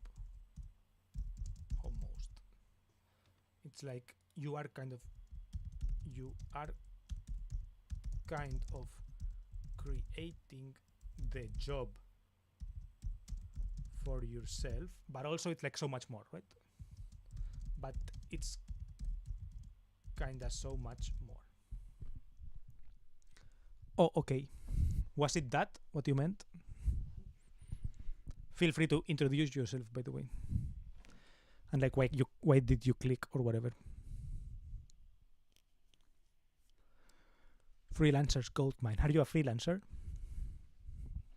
Maybe you can give your perspective. Do you agree with this? I can give you a rundown of the whole of the quick points. I'm going to record a video like kind of better presented right now. If you stay, you'll see it. But essentially, this is kind of the script, more or less. Entrepreneurship versus investing. The differences and kind of like why these are terms that are kind of like tied together because they are both in the content world, in the YouTube world. People talk about this as if they are the same thing, or like they kind of conflate them together. Less people talking about them, rather people receiving them, right? It's like when you are watching videos about investing or entrepreneurship, it's like you click on one video, then YouTube recommends you the next one, etc., right? It's like you get recommended the video, right? At the same time. So even if in the content creator, Alex Hormozi, I used as an example Alex Hormozi and Ben Felix. One is an investing guy and one is an entrepreneurship guy. So both may talk about their thing. They just talk about their thing. But you, in your YouTube house, watching it, you are just seeing the things all at the same time. So it's like one guy tells you, you should work hard. You should do the same thing over and over again until you get better. You should repeat more. You should make more content, more. And the other guy tells you, okay, you should diversify. You should many different things as possible, blah, blah, and you go crazy, right? It's like, what the fuck? Versus, give me advice on business. Voice is not clear. Oops, sorry. For me, it sounds like he always does. I guess if you are on a phone, my volume is kind of quite low. I could put it over here, but then it starts to like clip because I don't have a pop filter here.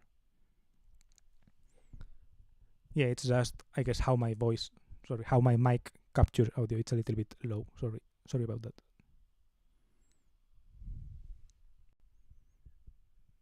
Give me advice on business. I don't have advice on business, to be honest. I can compare you what I think about investing and about entrepreneurship. How to look at it differently, right? It's like for example, if you are a freelancer, say you are a freelancer, right? You are on the one hand thinking, how do I make more, right? How I get more clients, how I get more money, how I get more, essentially, how I grow my business. You're thinking, how do I grow my freelancing business? I don't know what it is, but feel free to say what it is so that I can use it as an example. But you are also thinking, I guess, okay, when you are freelancing, you technically shouldn't be thinking about this, right? You shouldn't be thinking about investing in the sense that investing is saving for retirement. Okay, you shouldn't be thinking about it too much, I guess. My point is that entrepreneurship advice is never telling you to think about retirement. So you can still do it, but when you are an entrepreneur, you shouldn't be thinking, okay, how do I end my business as early as possible, right? You should be thinking the opposite. You should be thinking, how do I make my business last the longest I can? How can I make my business give the most money it can for the longest? That is the focus when you're an entrepreneur, right? Let me word that right. Yeah. How do I make my business give the most money for the longest time? Versus when you are investing. When you're investing is the opposite. When you're investing, you are protecting yourself against inflation. You are trying to use also the characteristics of financial markets to gain financial independence, to acquire enough financial assets so that you don't have to work to sustain your lifestyle. Your goal is to retire yourself from the job, aka the advice is going to be completely different. So if you apply investing advice to entrepreneurship, you are going to make the wrong decisions. You are going to decide, you are going to be entrepreneuring in a suboptimal way. You are going to literally create a business that will end, right? That is kind of what you are doing. Versus, and the opposite is also true. If you apply investment advice to entrepreneurship, if you apply entrepreneurship advice to investment, you are going to be making investing decisions that will make you not reach retirement goals, that will make you make poorer decisions compared to the market, right? That is my point, I guess.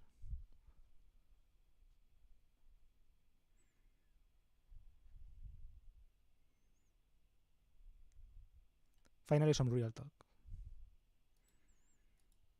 Do you agree? What do you think about it? I think this is what I was trying to say, right?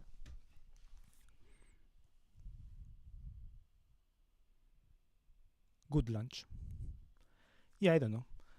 There are things that are common, right? For example, here I write this kind of long-term mindset applies to both. Compound growth is a thing in both. In investment, because compound thing is a thing, right? It's like if you can make your business grow on top of the growth that you had grown already, you're going to scale, not just linearly, but like exponentially. But even then, entrepreneurship is like very linear. I said in the video before.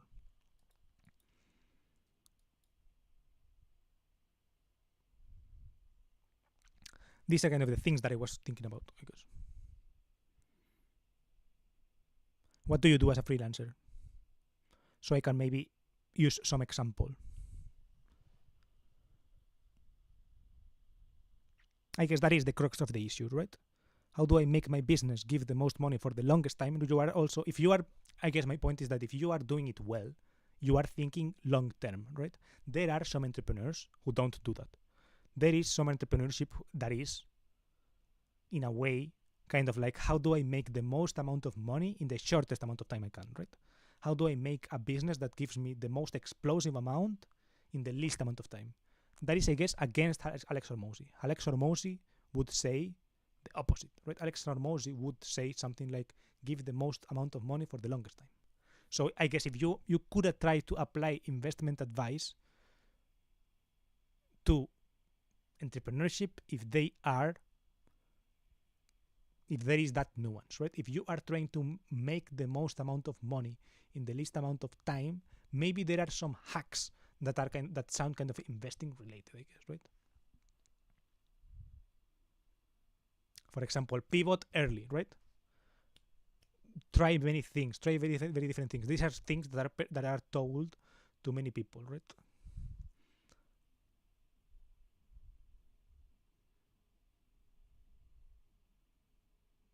It's like try to change a lot, try to diversify, I guess. And the way to diversify in an entrepreneurship context is kind of like that, right? It's kind of like trying many things without investing a lot in them. I mean, they are not perfect parallels, but they are like that. Did you pull something from your mic? You got quieter. The fuck? I guess moving it like this maybe fucks it up. Or maybe I'm removing it from my mouse. I don't know.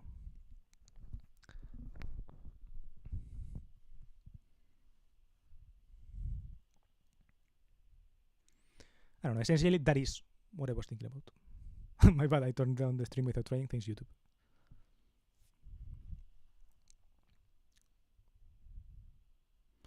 Okay, yeah. I don't know. So yeah, that is my thesis for the video that I'm going to record right now again. So I'm going to re-record for like the third time today. I should get some water before. This is a test, right? I usually, see, for example, I watch streaming related advice as well. I watch some Spanish streamers that are good, and there is like this famous streamer who got like really big and really kind of polemic in a way, and who kind of keeps getting polemic. But in 2019, he was also like, he had a good rise, and he made a video, this kind of inspirational video, and I have watched it and I kind of agree, right? It's like you're supposed to be really entertaining when you're a streamer. When you're a streamer, you're supposed to like be able to carry the fucking show on your own for a fuck ton of time, right? And spoiler alert, I'm not a good streamer. I'm not that good of a streamer, but I do find it inspiring, right? I do find it inspiring, and I do take in the advice and try to like apply it in the ways that I can, right? So even though I know these things, I know that I should be entertaining, blah, blah, blah, blah, blah, I will do things that are contradictory to that. And in fact, most of my stream, most weeks, is very contradictory to that. But I don't know, I kind of like, I see it as little tests, for example. I see, for example, if I go to drink water right now and you are still there afterwards, maybe it's like, okay, maybe what I said before was interesting enough that this guy stays. Versus if I see that you leave whenever I leave the chair, which is like what you would expect people would do, right? If you leave the chair, I guess most streamers would expect that their viewership goes down, right? But yeah, I guess I'm kind of like, I'm thinking in those terms. It's like I think of it consciously. I think, okay, I shouldn't do this, but there is something in me that tells me you should do that, right? It's like you should still do that. I don't know. So yeah, I'm going to go grab a glass of water, and then I'm going to record this investing video again.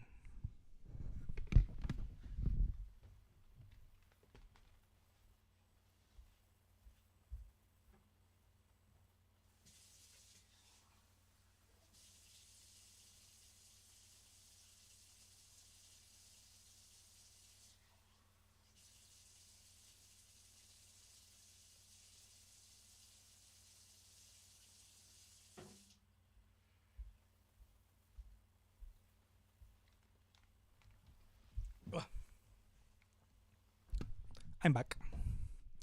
I guess something I really like to do, right, is to ask people things, right? Well, it depends, right? It's like there is this duality as always. On the one hand, I really like to ask people things, right? It's like if there is someone new, I like to ask where are they from, what do they do, what car do they drive. I like to ask all these questions.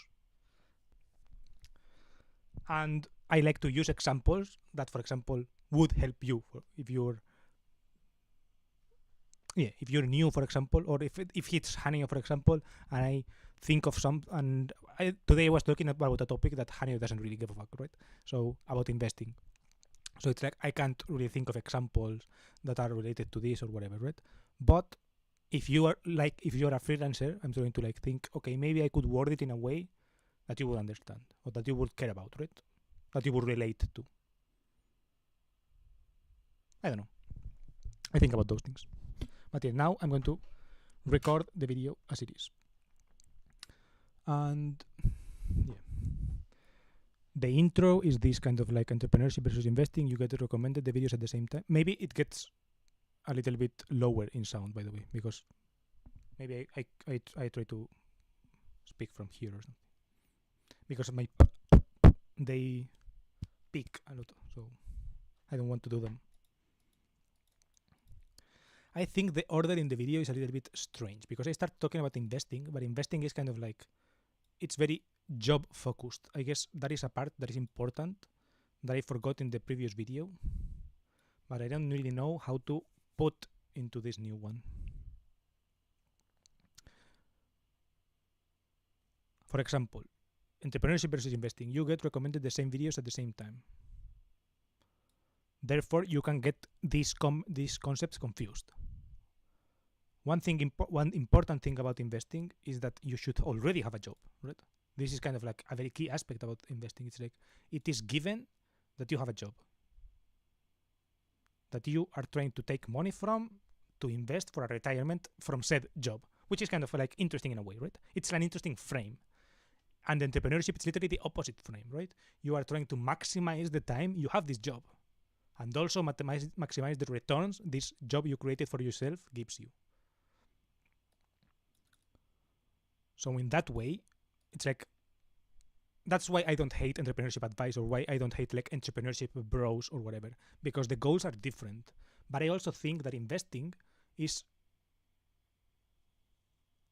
maybe I should frame it talking about entrepreneurship first, right? Maybe I should say entrepreneurship is investing. And it's like entrepreneurship, it's like the goal to maximize. I'm going to use the definition from Alex Hormozi. Here's definition, I guess. Yeah, I think that's better, right?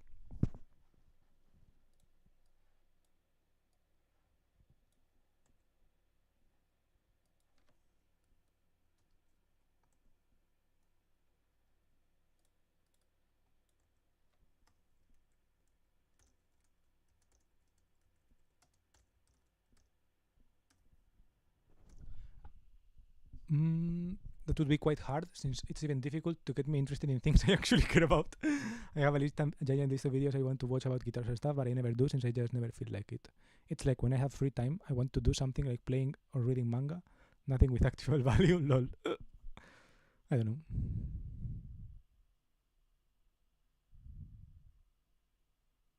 Value is an interesting word.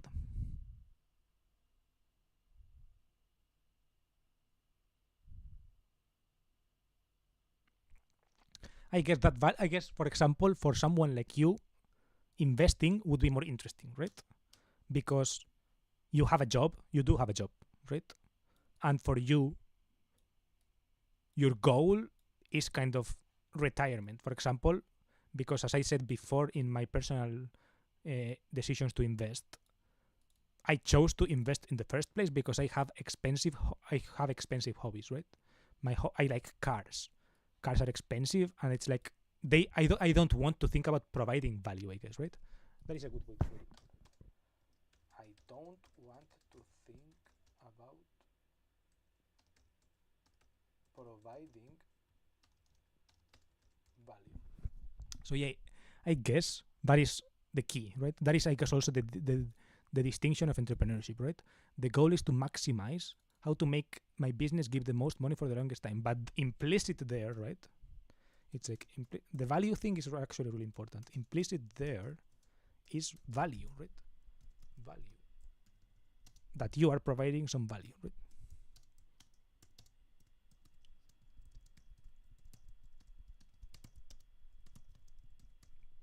It's like there are some implicit things here that are important, actually.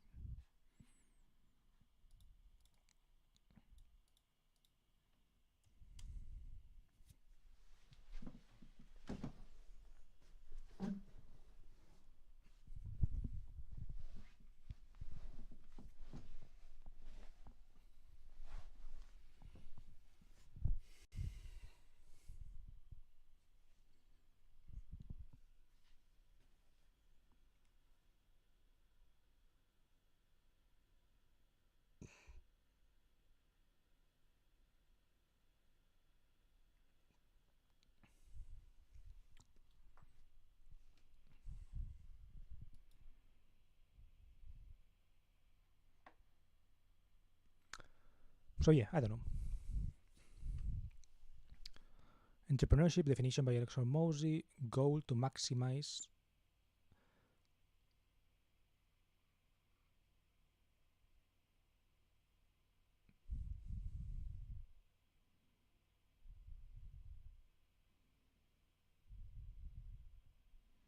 and then investing is kind of like the opposite, right?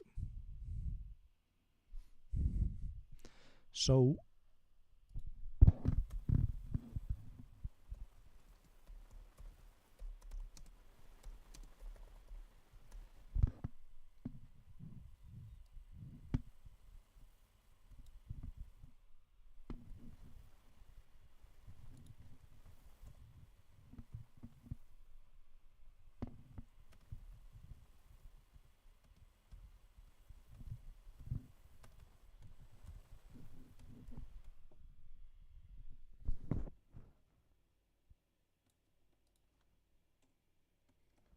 It's also useful to think if you are an entrepreneur, I guess, right? It's like after the salary that you have paid yourself, if you pay yourself a salary, if you work in entrepreneurship like this, there are some ways that people do that like that.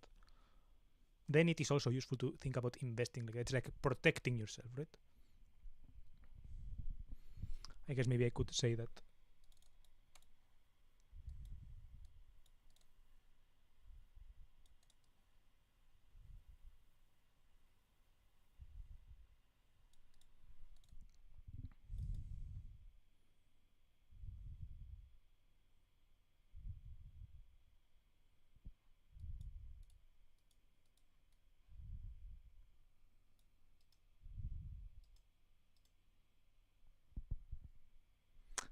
I don't know where to put this. When I introduce investing, I go into the definition. I guess I should go into the definition first, right? And then it's like the job aspect, I guess. I don't know if it enters into the definition, right? I guess the given that, and then I repeat it, I guess.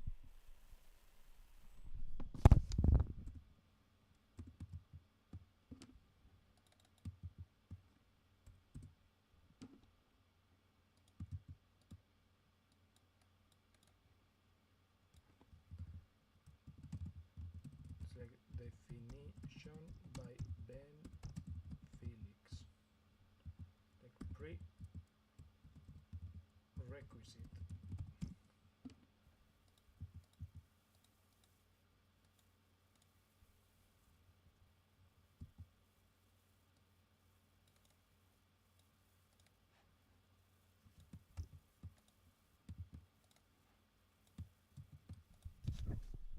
But I never do it.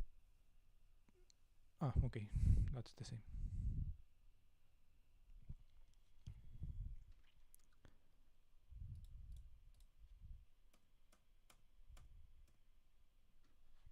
I'm not sure if someone is like entering and leaving, because I see like this line.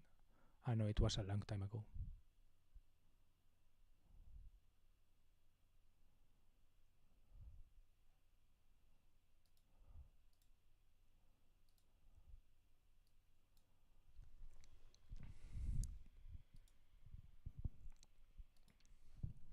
The freelancer left at like 6:28 or something.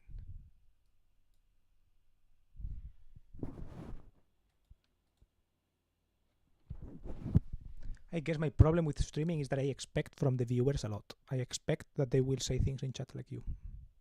And most people just don't give a fuck, right? They just want to watch. Which I get, but it's difficult for me to put myself in a place where I understand that as a person, right?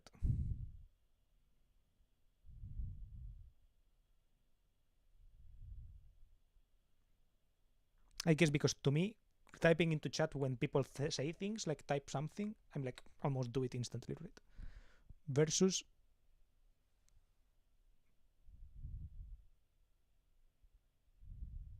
like just sit around doing nothing, I guess. And like having it on the background, for example. I don't know.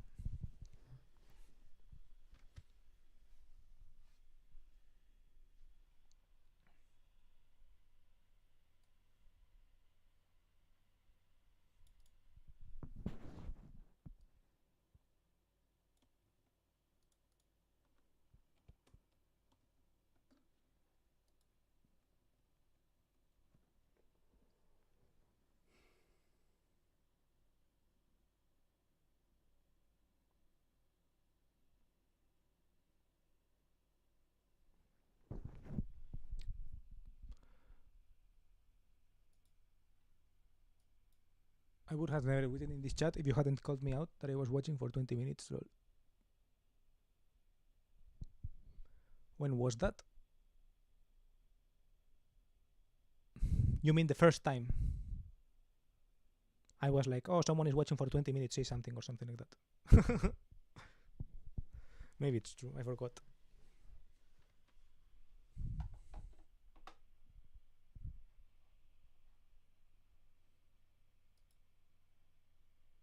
I I think you have mentioned this one time also, and I think I even went back to check or something. The first stream, yeah. I don't know. Maybe I'm tripping. I remember when I streamed kind of every day that I would do all of these fucking streams that were like reviewing my old stream or reviewing my videos, like watching my video, blah blah. That was kind of funny, I guess. When I see those videos now, I think, whoa, I was kind of fat then. Like I look at my face and I look at this, especially this area, right? I'm like, it was kind of like puffy like this, and like it was a little bit, I don't know. It's like I can tell that I lost weight.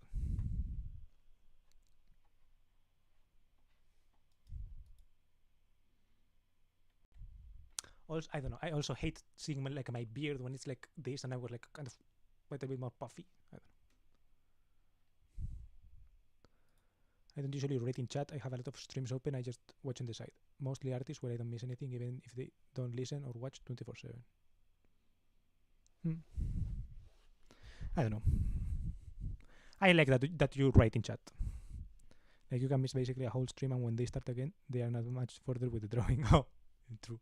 Drawing is kind of slow. I guess drawing is like a good streaming thing. It's like very chill. You can talk while you draw, I guess. When you draw, there is like enough movement for someone to like have it in the background.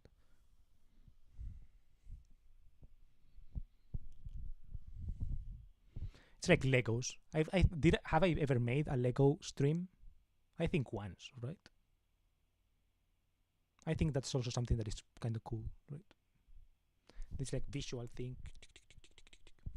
I mean, I'm not sure if I would be good because I think I spend a lot of time looking at the instruction, and then I do it kind of quickly, like right, and then I spend looking and I kind of like gather and like do it kind of quickly, right? I don't know. It depends, I guess.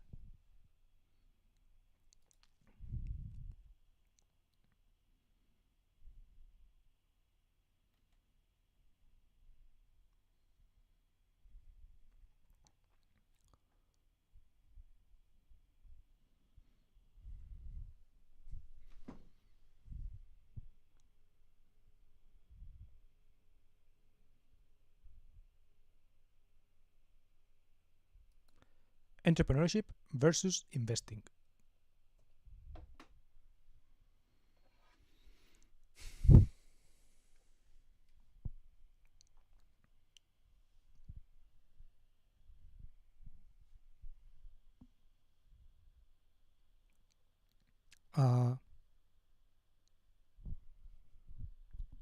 I wanted to compare entrepreneurship and investing from the point of view of someone who watches a lot of YouTube, you could say, right? From this point of view of viewer who gets recommended videos about entrepreneurship and investing because they are kind of related in a way, right? They are both in the same bubble of YouTube, you could say, this kind of money, personal finance,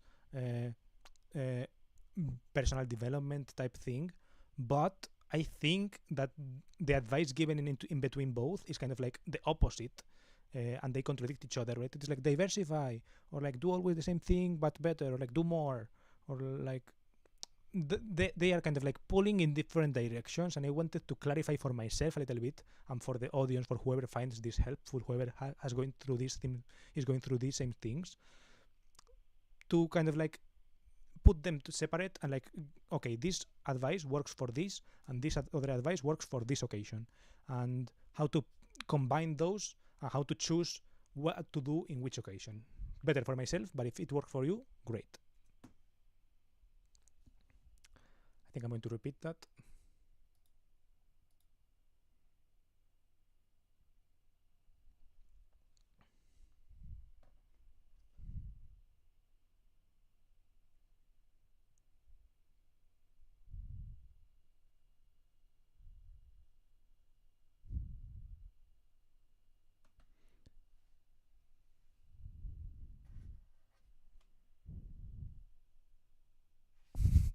I mean, it's weird.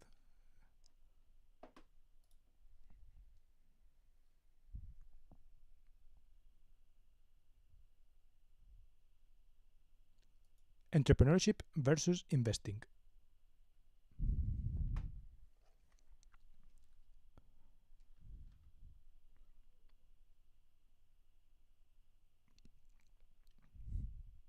I want to compare entrepreneurship versus investing content more or less, because as the point of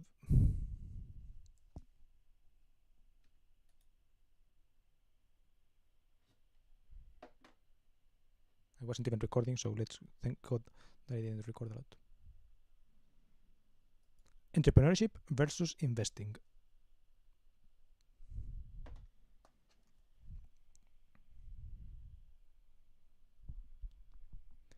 I wanted to compare entrepreneurship versus investing, especially the content as a watcher, right? Because you get recommended these videos about entrepreneurship and investing in the same bubble of like money, personal finance, entrepreneurship, personal development. All of this is the same bubble, and you get kind of like opposing advice from each part of the of the community, you could say, right? So I wanted to clarify for myself and for whoever finds it useful from the audience, where to follow this advice, and like how to dissect this advice into the goals that they want you to take, that they want you to get to, right? Like depending on your goals and the goals that they want to take you to.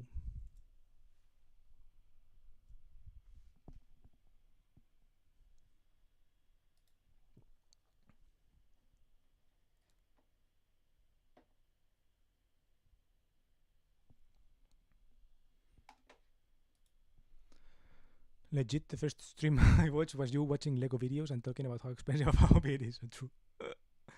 My problem with driving streams is that I watch most of them in Japanese or Korean, so I wouldn't understand anything even if I have it on mute. If I didn't have it on mute. I guess if someone draws in Japanese or whatever, it's like kind of, you can kind of like at least enjoy the drawing part.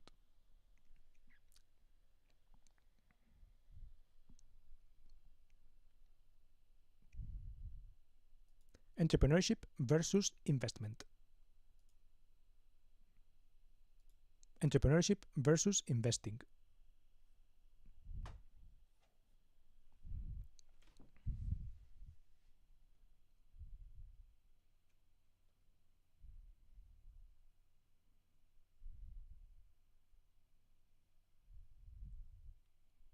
If you're in this YouTube bubble, you probably get recommended these videos all the time that have kind of opposing advice within them, right? Videos about entrepreneurship that tell you should do more, do more, do more, do more. Videos about investing that tell you should diversify, you should be careful, plan for retirement, blah, blah, blah, right? And they are kind of in the same bubble. Once you start watching one, you get the other. And I wanted to clarify a little bit for myself and for whoever finds it useful in the audience, kind of how to deal with this advice, when to apply it, and also think of it in like where does this advice take me? Where does the entrepreneurship guy want to take me? Where does the investing guy want to take me? Aside from their respective courses, like what the supposed goals for entrepreneurship versus investment are, right? So I wanted to kind of like clarify that for myself, in order to be able to decide better, I would say.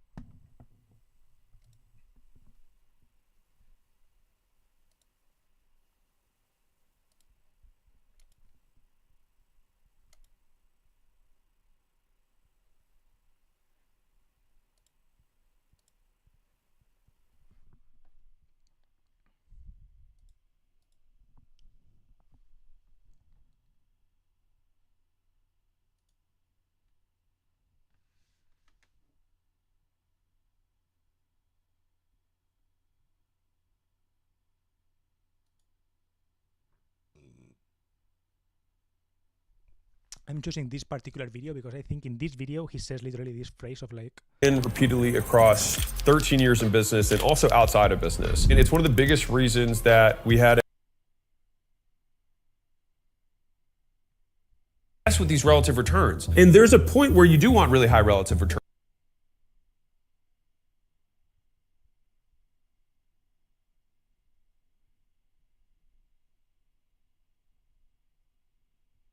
There is a part where he says something like maximize versus optimize or something.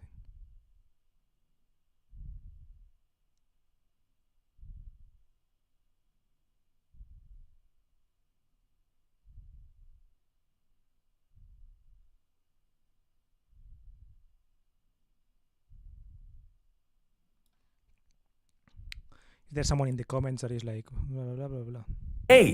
Per day at the end of the launch, last few days. And you can only get to that level of scale within. It's so loud. Bruh, people used to put in the comments something like these kind of things.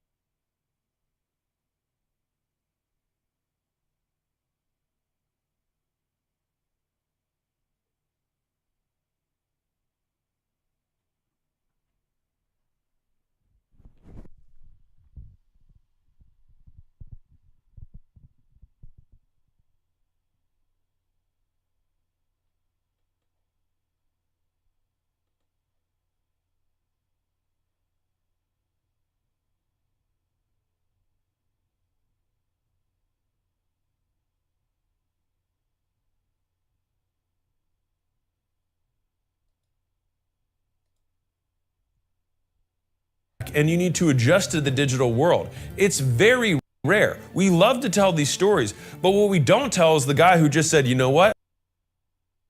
Campaign where you put $100 in and you get. And so let me give you an example on this, right? Bro, my computer is so fucking slow. I can't even play YouTube while I'm streaming. That's crazy. And then once I'm there, what do I need to do to get to another 10x of traffic, to get to $100 million a year? We don't ask those questions because one of the fallacies or the pains of small business owners is that we, and myself included, right, we consistently think small. We don't think big enough. And so let me give you an example on this, right? So let's say, and this is where people get obsessed around optimization. They get obsessed around relative returns rather than absolute returns. So This is the part. let's say that you've got a marketing campaign where you put $100 in and you get, call it, let's say you get $1,000 out, okay? So this is 10 to 1. Amazing, right? Cool. But as soon as you scale to $200, let's say that you now are getting 6 to 1. So you get $1,200, which is pretty bad. You know, you spend twice as much money and you only made $200 more, right? Most people would say, I should stop doing this. The maximizer says, we made more money. Net, we made 900 here, 1,000 minus 100. Here, we made 1,000. This is still more. And this is what people miss out on. And so what happens is when you're a small business owner, you get obsessed with these relative returns. And there's a point where you do want really high relative returns. You want big high LTV to CAC, and we can get into some of that stuff. But I want to just pin this from a larger thinking perspective, because I will see people stay in these optimization loops for years. You know, my opt-in page converts at 30%, right? This is my opt-in. And they'll just keep testing it, trying to get it to 35 or 40 or 45%. But the thing is like, you will never 10x your business by getting this 30% will never go. it will never go to 300%. It's never going to happen. But you can 10x your inputs. $1 million and getting $2 million back, 2 to 1. Okay, let's use this page.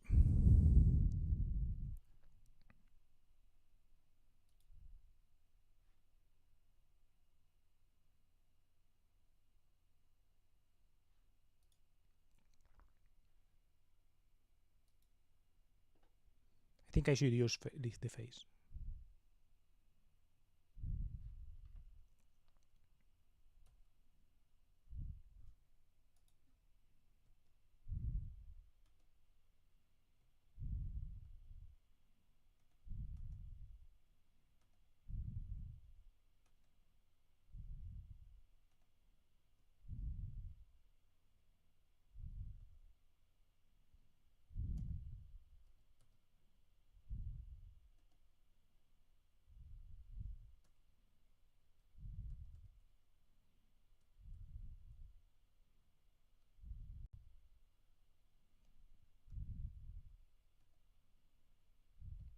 Okay, that's good.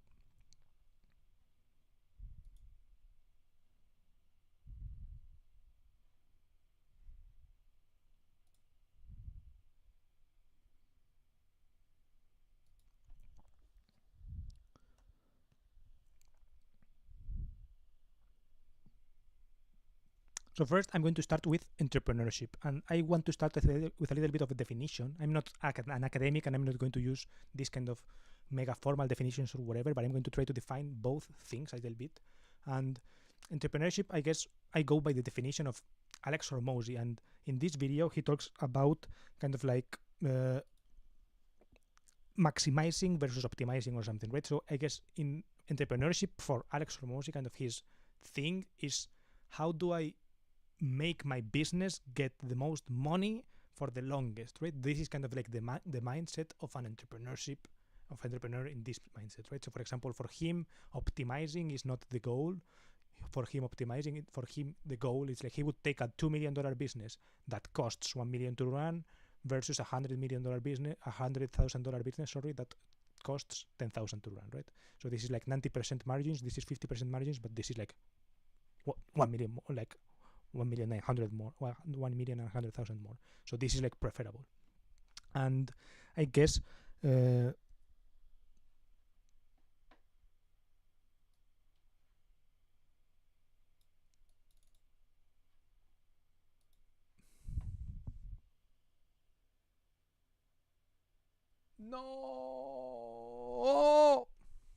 I didn't pause.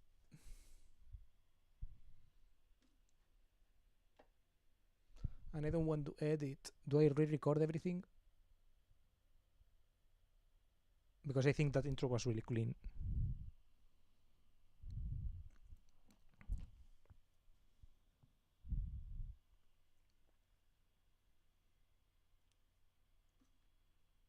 Nah, fuck it, let's re-record everything.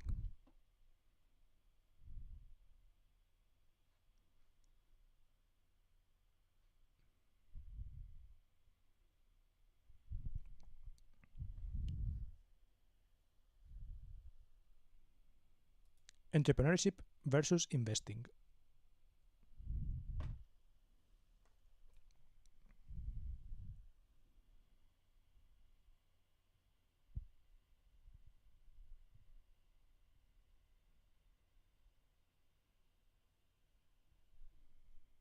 You've probably seen these YouTube videos that recommend you to entrepreneurship advice, how to do more, versus then also then you click and the next video is an investment advice video and it's telling you diversify your investments, blah, blah, blah, blah, blah, blah, right?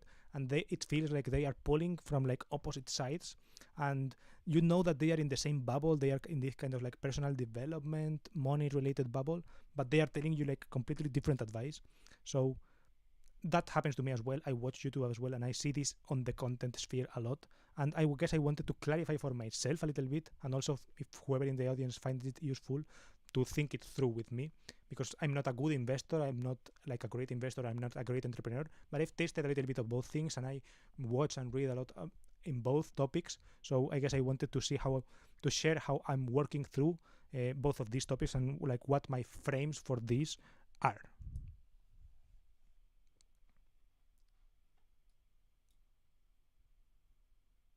You always record everything like so often. I feel like, yeah, because I fail in shit. It means I make still stupid mistakes all the time.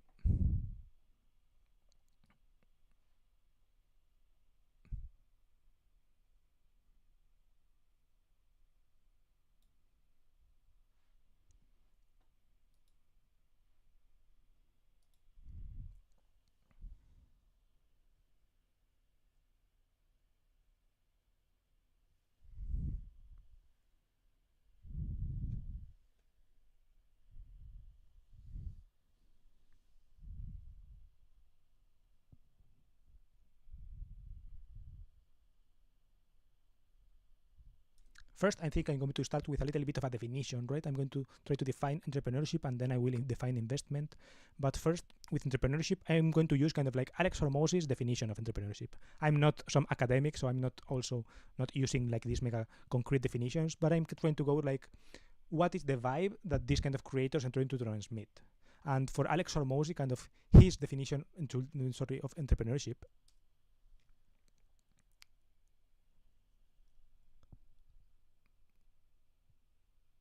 is kind of defined by this image a little bit, right? His goal is kind of to maximize in comparison to optimize. So his goal, like he would define, I guess, entrepreneurship or something as like, how do I make my business give the most money for the longest time possible, right? This is kind of like what a business owner should have in mind. I guess entrepreneurship, the definition is like to create a business and to run it, etc.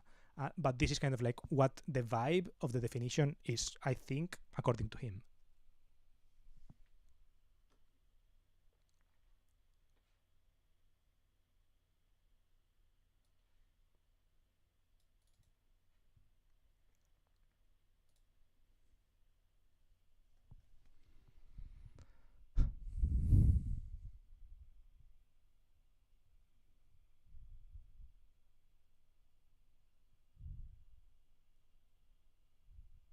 I think something implicit here that I guess people don't talk about often, but I guess Alex does talk about it. But something that is not included in the counterpart, for example, is that implicit in this definition of entrepreneurship is that there is kind of value, right? It's like, it is I worded it in like, how do I make my business give the most money for me for the longest time?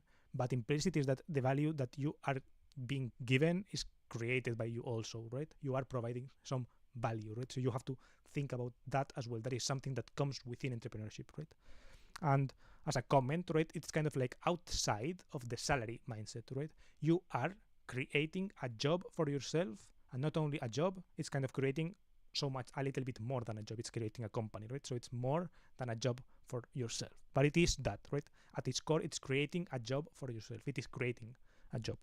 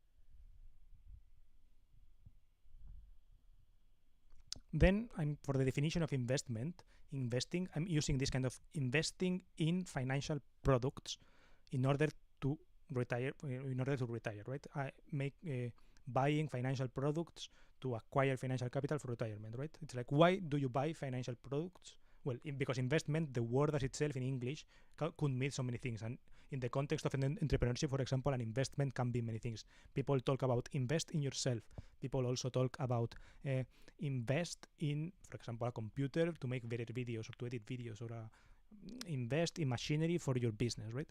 But here I'm talking about like in a personal way, investing in a personal finance context. It's like investing for yourself for retirement, as protection for retirement. And it's like, why is that needed? Because inflation exists, right? So it's like you need to protect yourself from inflation. And it's like money today is worth less than money in the future. Why? Many reasons, but it is not a conspiracy. It's just how the economy works, right? It's literally built that way. Federal governments, or like federal banks or whatever the fuck, like these kind of central banks have planned in inflation targets, and they are a positive number above 0, right? So, and above 1 or whatever, right? So it's like it is a positive number. They are expecting inflation. It is built into the system like that. Whether that's good or bad, it's a whole different story. And whether it was better or worse before, I don't really know, to be honest. It's not my point to decide. The point is that in the world, this happens, right? Inflation happens.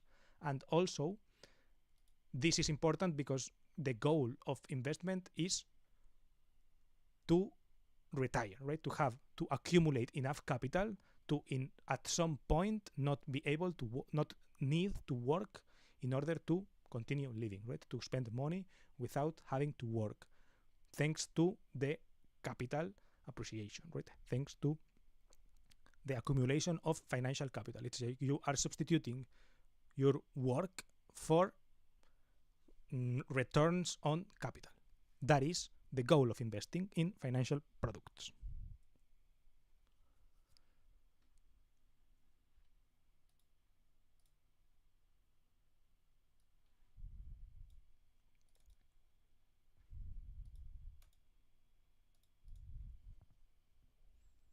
So it's like, if you have noticed, this is like literally the opposite, right? It's like in the one part in entrepreneurship, you are trying to create something that will last the longest and that will give the most money for the longest time.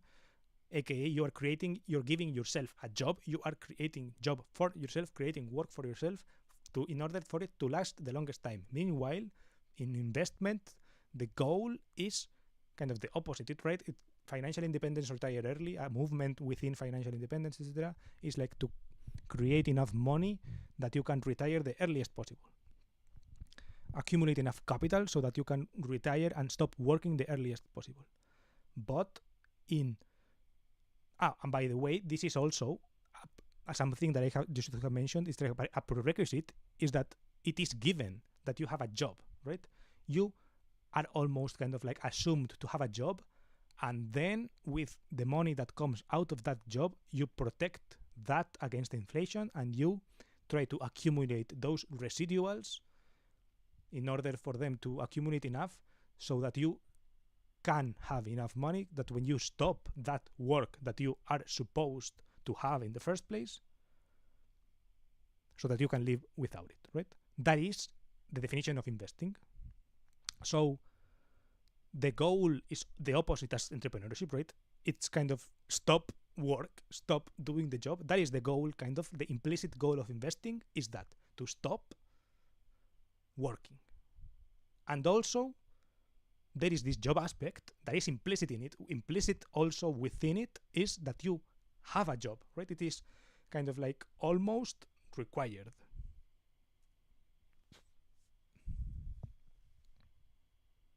Which is interesting, right? I think it is also useful to think about investing if you are in entrepreneurship, right? Because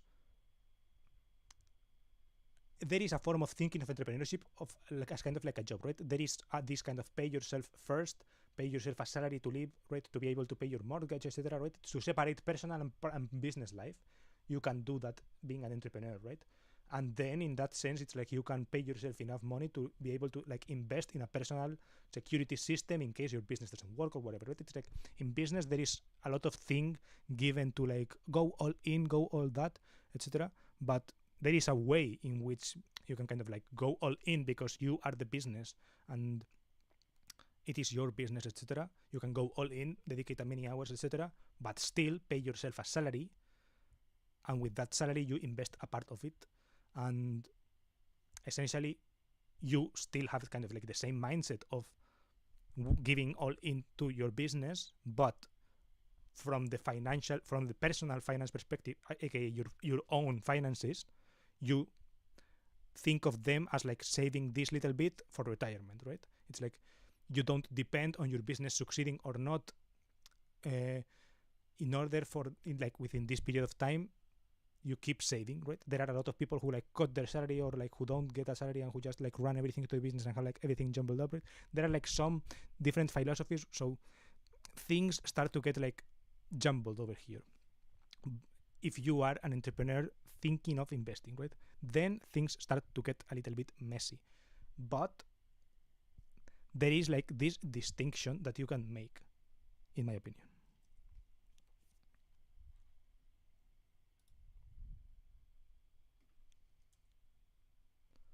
Fuck, I think I fucked something up.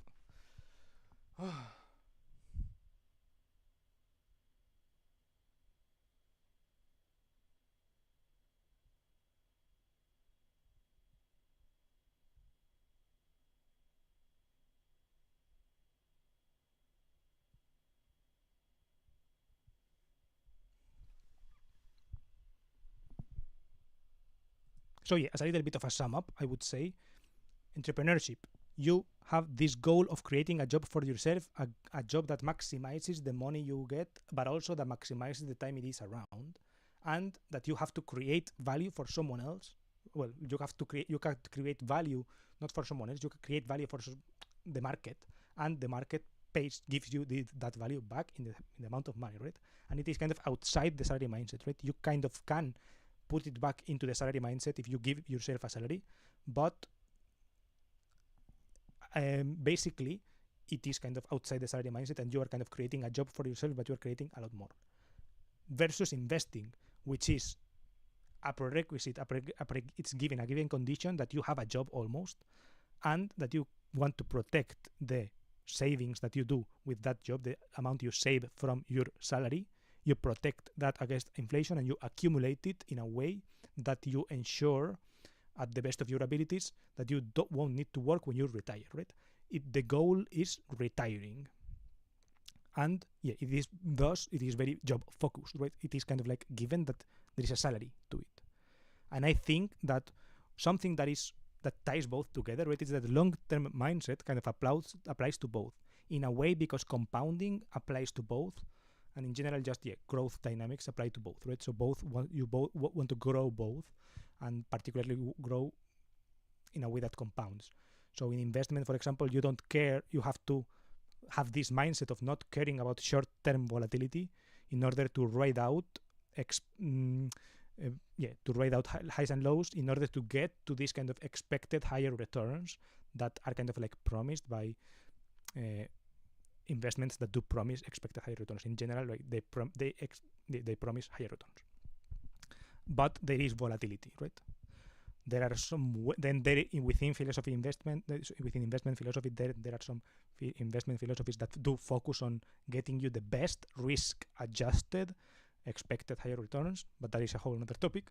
So yeah, essentially, there is this volatility versus higher returns that you have to have conviction in your investments, etc., in order to be able to continually get these higher returns and be able to benefit from this compound growth. And in entrepreneurship, in that same way, long-term mindset kind of like also kind of like is good for growing the business, because if you make decisions that compound your business, then your growth will compound, therefore the business will get bigger and bigger in this compounding manner, right? Okay, your effort builds back on the effort you already have at increasing rates, you could say, right? So, and one of these examples is, for example, not getting distracted by the new thing all the time. Alex Hormozi says this, right? It's like, try to do one thing that you do well, repeat it and repeat it and repeat it and repeat it until you do it really well or whatever, and until, because that is the best way to make money consistently and to make more of it. And it's like, instead of like getting distracted by the new thing, do the thing that you already did more and more, right? Try to focus on that. It's like the long-term mindset is built in both of those pieces of advice, right?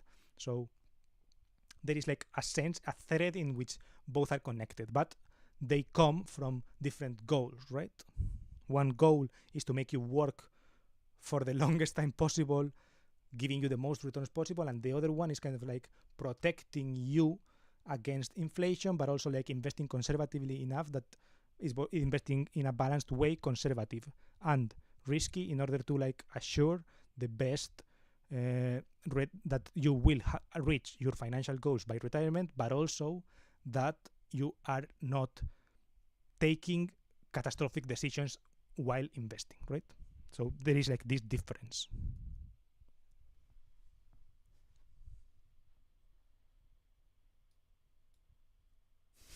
Fucked something up. Sounds like it's rewind time.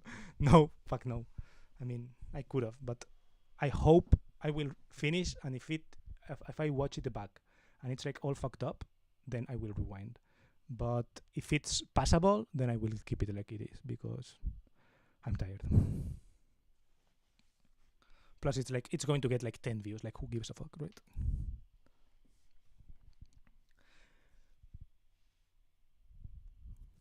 If I do make this kind of investment channel, I'm not sure if I will make it, because I don't like to edit in this computer, and I don't think I will make a channel if I don't edit it. Maybe I could make it scripted like this or whatever. We'll see. But yeah, we'll definitely see. Maybe like lately I've been kind of bored, right? Saturdays, yesterday for example, I barely did anything. I went to buy this keyboard to Karlsplatz. Then I went home, I cooked, and I watched YouTube and wrote comments using this keyboard. Sorry, and that's basically it, right? So yeah, I don't know.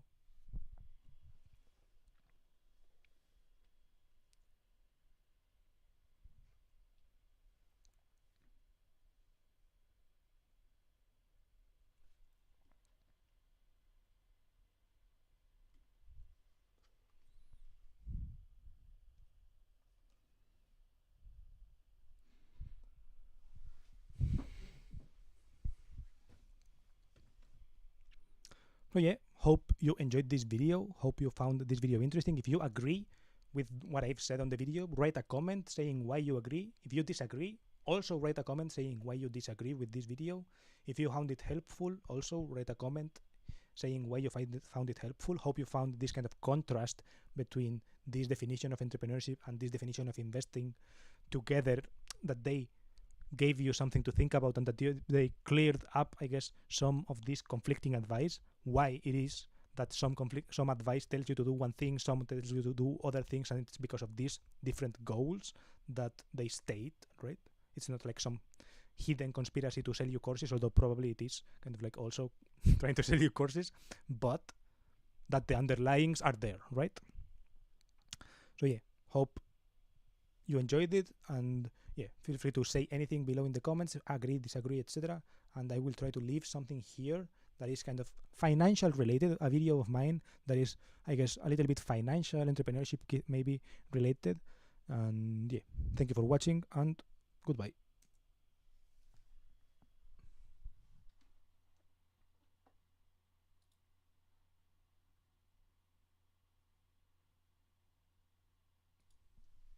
I basically did nothing from Friday after work till now. I mean, you did something, right? The question is, what did you do?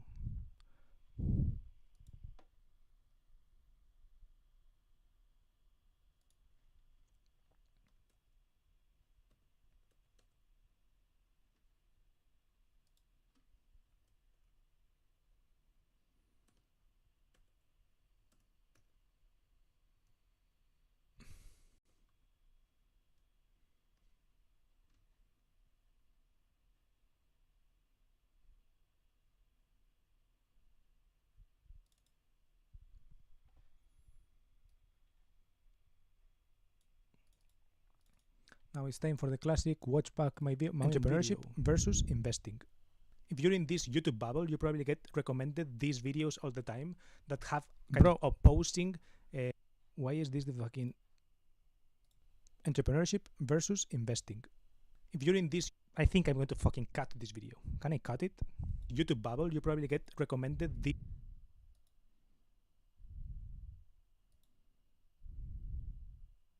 Wait, before doing anything, let's fucking these videos all the time What that does it have mean? kind of opposing the fuck.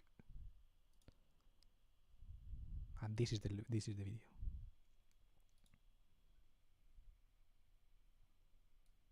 I was watching videos on the side while playing Fallout 4 for the first time. Entrepreneurship for the versus investing. You've probably seen these YouTube videos that recommend you to entrepreneurship advice, how to do more, versus then also then you click and the next video is an entrepreneurship versus investing. You've probably seen these YouTube videos that recommend you to entrepreneurship advice, how to do more, versus then also then you click and the next video is an investment advice video and it's telling you diversify. First, I'm going to go to Magnitude 6 to see what the fuck is going on here. Implicit in it, implicit also within it, is that you have a job, right? It is kind of like almost required.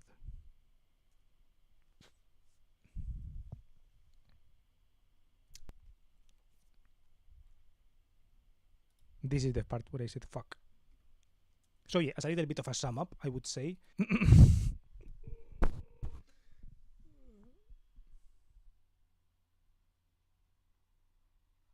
nah, fuck it. Let's do this kind of edit with clip jump thing. Let's see what the fuck happens with this.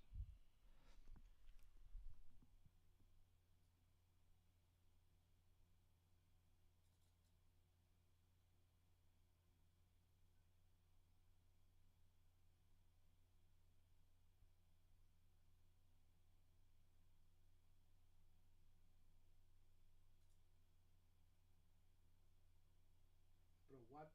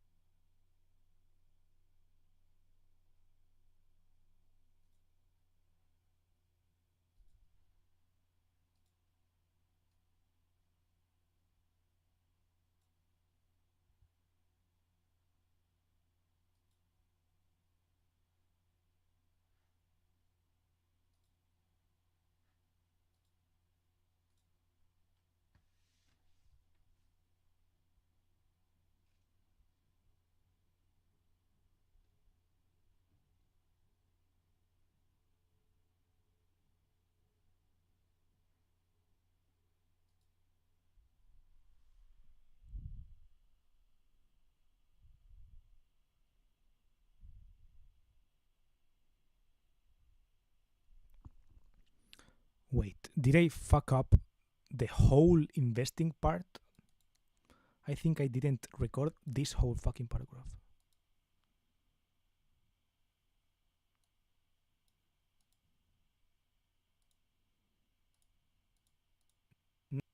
Not be able to, not need to work in order to continue living, right? To spend money without having to work. Financial independence, retire early, a movement within financial independence, etc., is like to create enough money that you can retire the earliest possible. Accumulate enough capital so that you can retire and stop working the earliest possible. But and by the way, this is also something that you should have mentioned. Is like a prerequisite is that it is given that you have a job, right? You are almost kind of like assumed to have a job. And then with the money that comes out of that job, you protect that against inflation and you try to accumulate those residuals in order for them to accumulate enough so that you can have enough money that when you stop that work that you are supposed to have in the first place, so that you can live without it, right? That is the definition of investing. So the goal is the opposite as entrepreneurship, right? It's kind of stop work, stop doing the job. That is the goal, kind of. The implicit goal of investing is that, to stop working. And also, there is this job aspect that is implicit in it. Implicit also within it is that you have a job, right? It is kind of like almost required.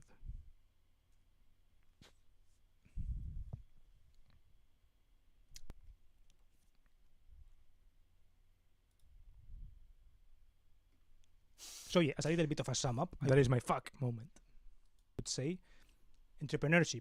You have this goal of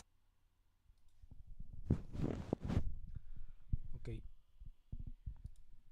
Entrepreneurship versus investing. Probably seen. Bro, this is impossible to edit in this fucking. Why the fuck do I have to accept? Have you seen this? Why do I have to accept cookies in a video editing program, bro? This makes no fucking sense. Why do they even have cookies? The fuck? It's like, why is this a web page? The fuck? What the fuck is going on here? I hate.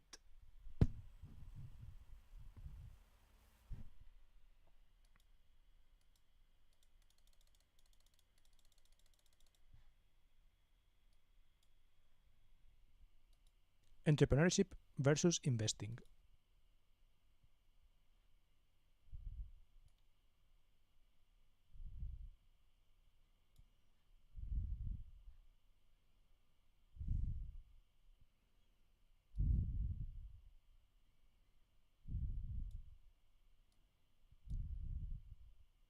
You've probably seen these YouTube videos that recommend you to entrepreneurship advice, how to do more, versus then also then you click and the next video is an investment advice video and it's telling you diversify your investments, blah blah blah. See, when I watch this, I would edit some parts, but fuck it, let's not do that.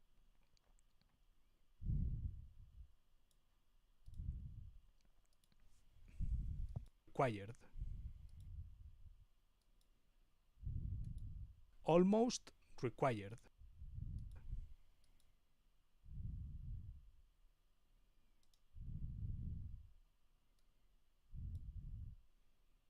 How do I?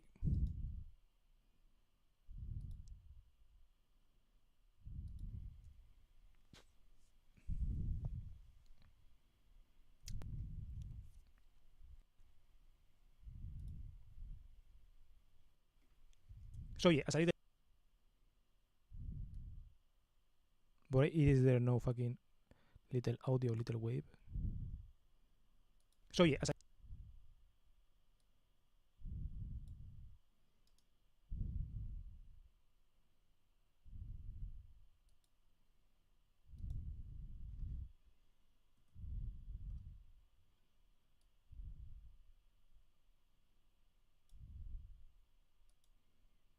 required. So yeah, as a little bit of a sum up, I would say entrepreneurship. Kind of like almost required.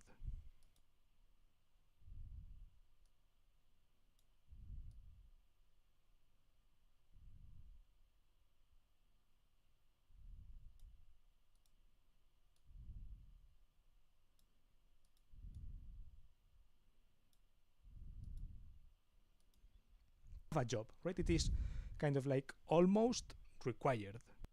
So yeah, as a little bit of a sum up, I would say entrepreneurship. You have this goal of creating a job for yourself, a job that maximizes the money you get.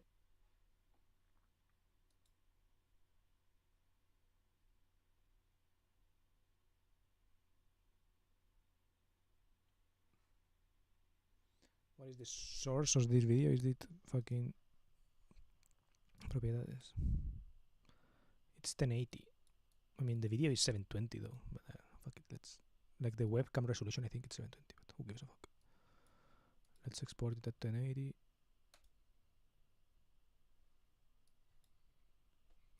Twenty 25 1105 investing.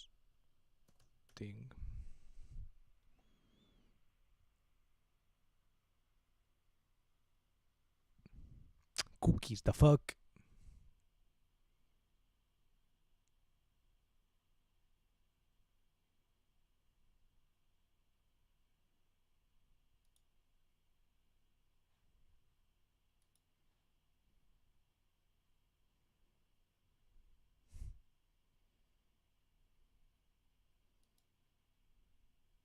Bro, what the hell? What is the option to...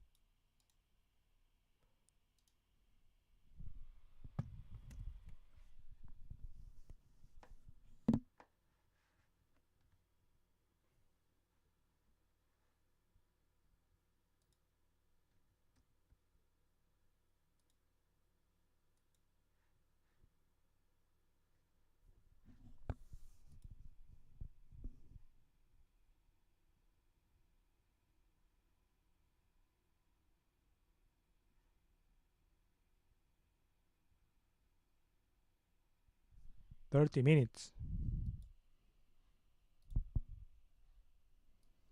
Cosco Roye, what a nice email. Yeah, it's my 11 years old email.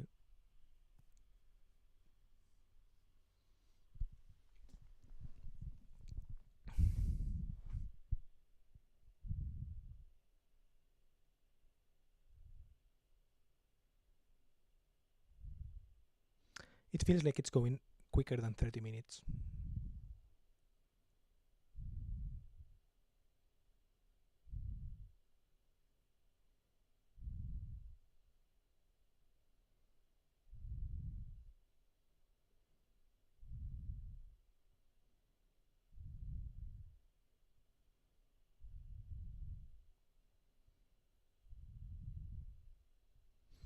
Tonight I'm making ramen for dinner, by the way. Let's see how it tastes with the chashu that I made yesterday, because yesterday I made chashu, but I'm not good at making chashu, let's be honest. So I'm not sure how that one will taste.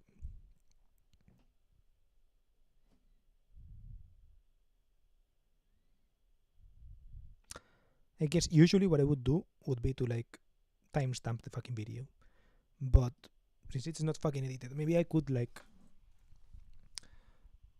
do some rough timestamping, but I guess it's this fucking thing, right? So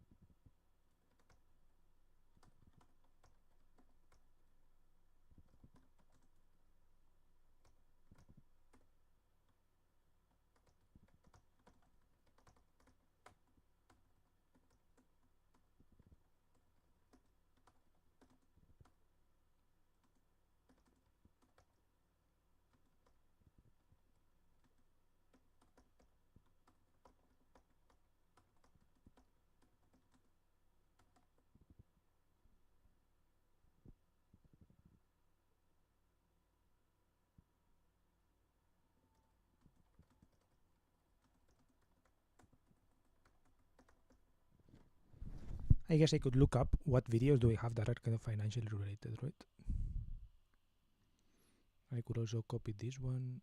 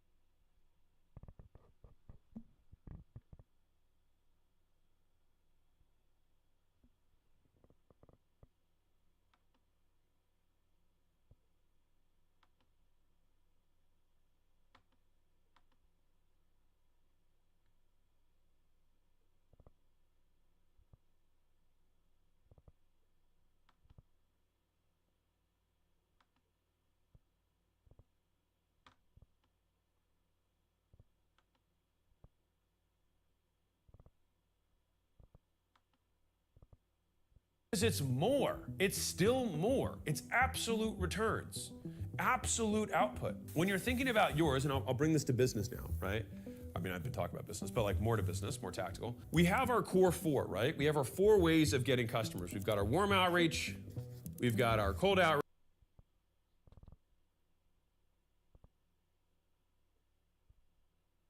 outreach, we've got content, and then we've got paid, right? We have paid ads. These are the only 4 things that you can do. How do we do more, right? So from an ads perspective, we'll start here. More can simply mean more money. It could also mean more.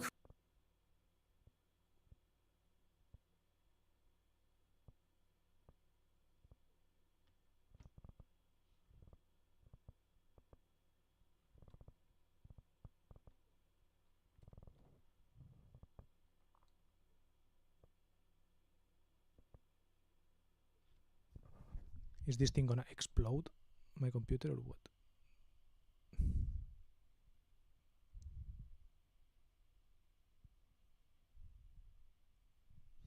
Maybe it is really 30 minutes.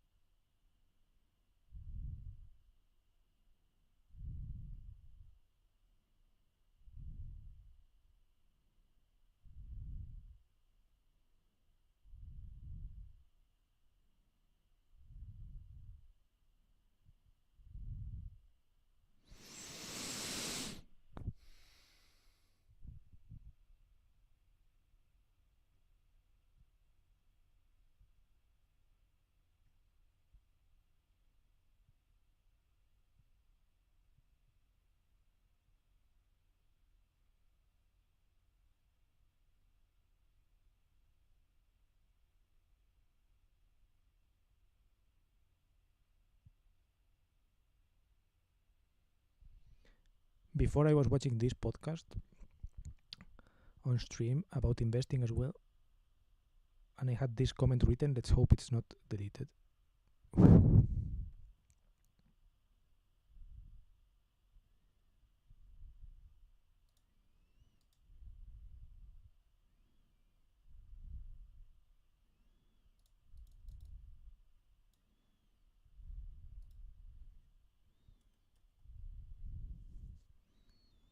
Let's copy.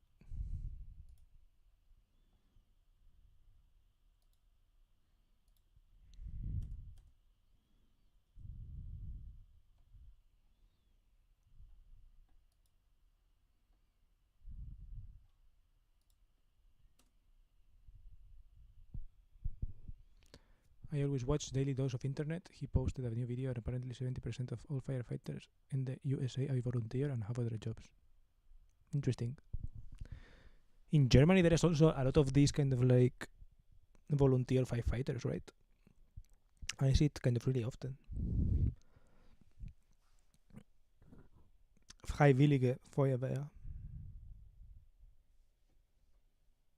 In Spanish there is also like this kind of organization that is also by volunteers, and it's called Protección Civil. But they're not exactly firefighters. I don't know if there are like these volunteer firefighters in Spain.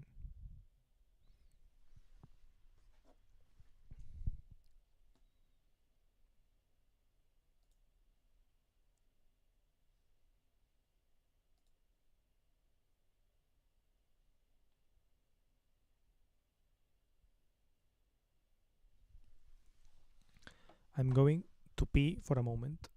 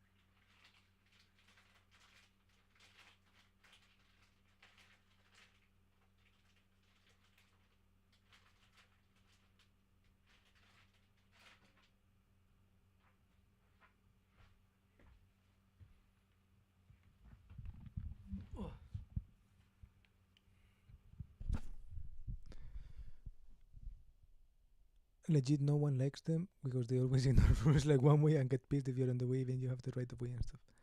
Recently, my boss was driving out and they wanted to get in, but they took the turn way too sharp, so he couldn't turn to the right where he was planning to. They got out of the way, basically. Give him a warning. Dumb.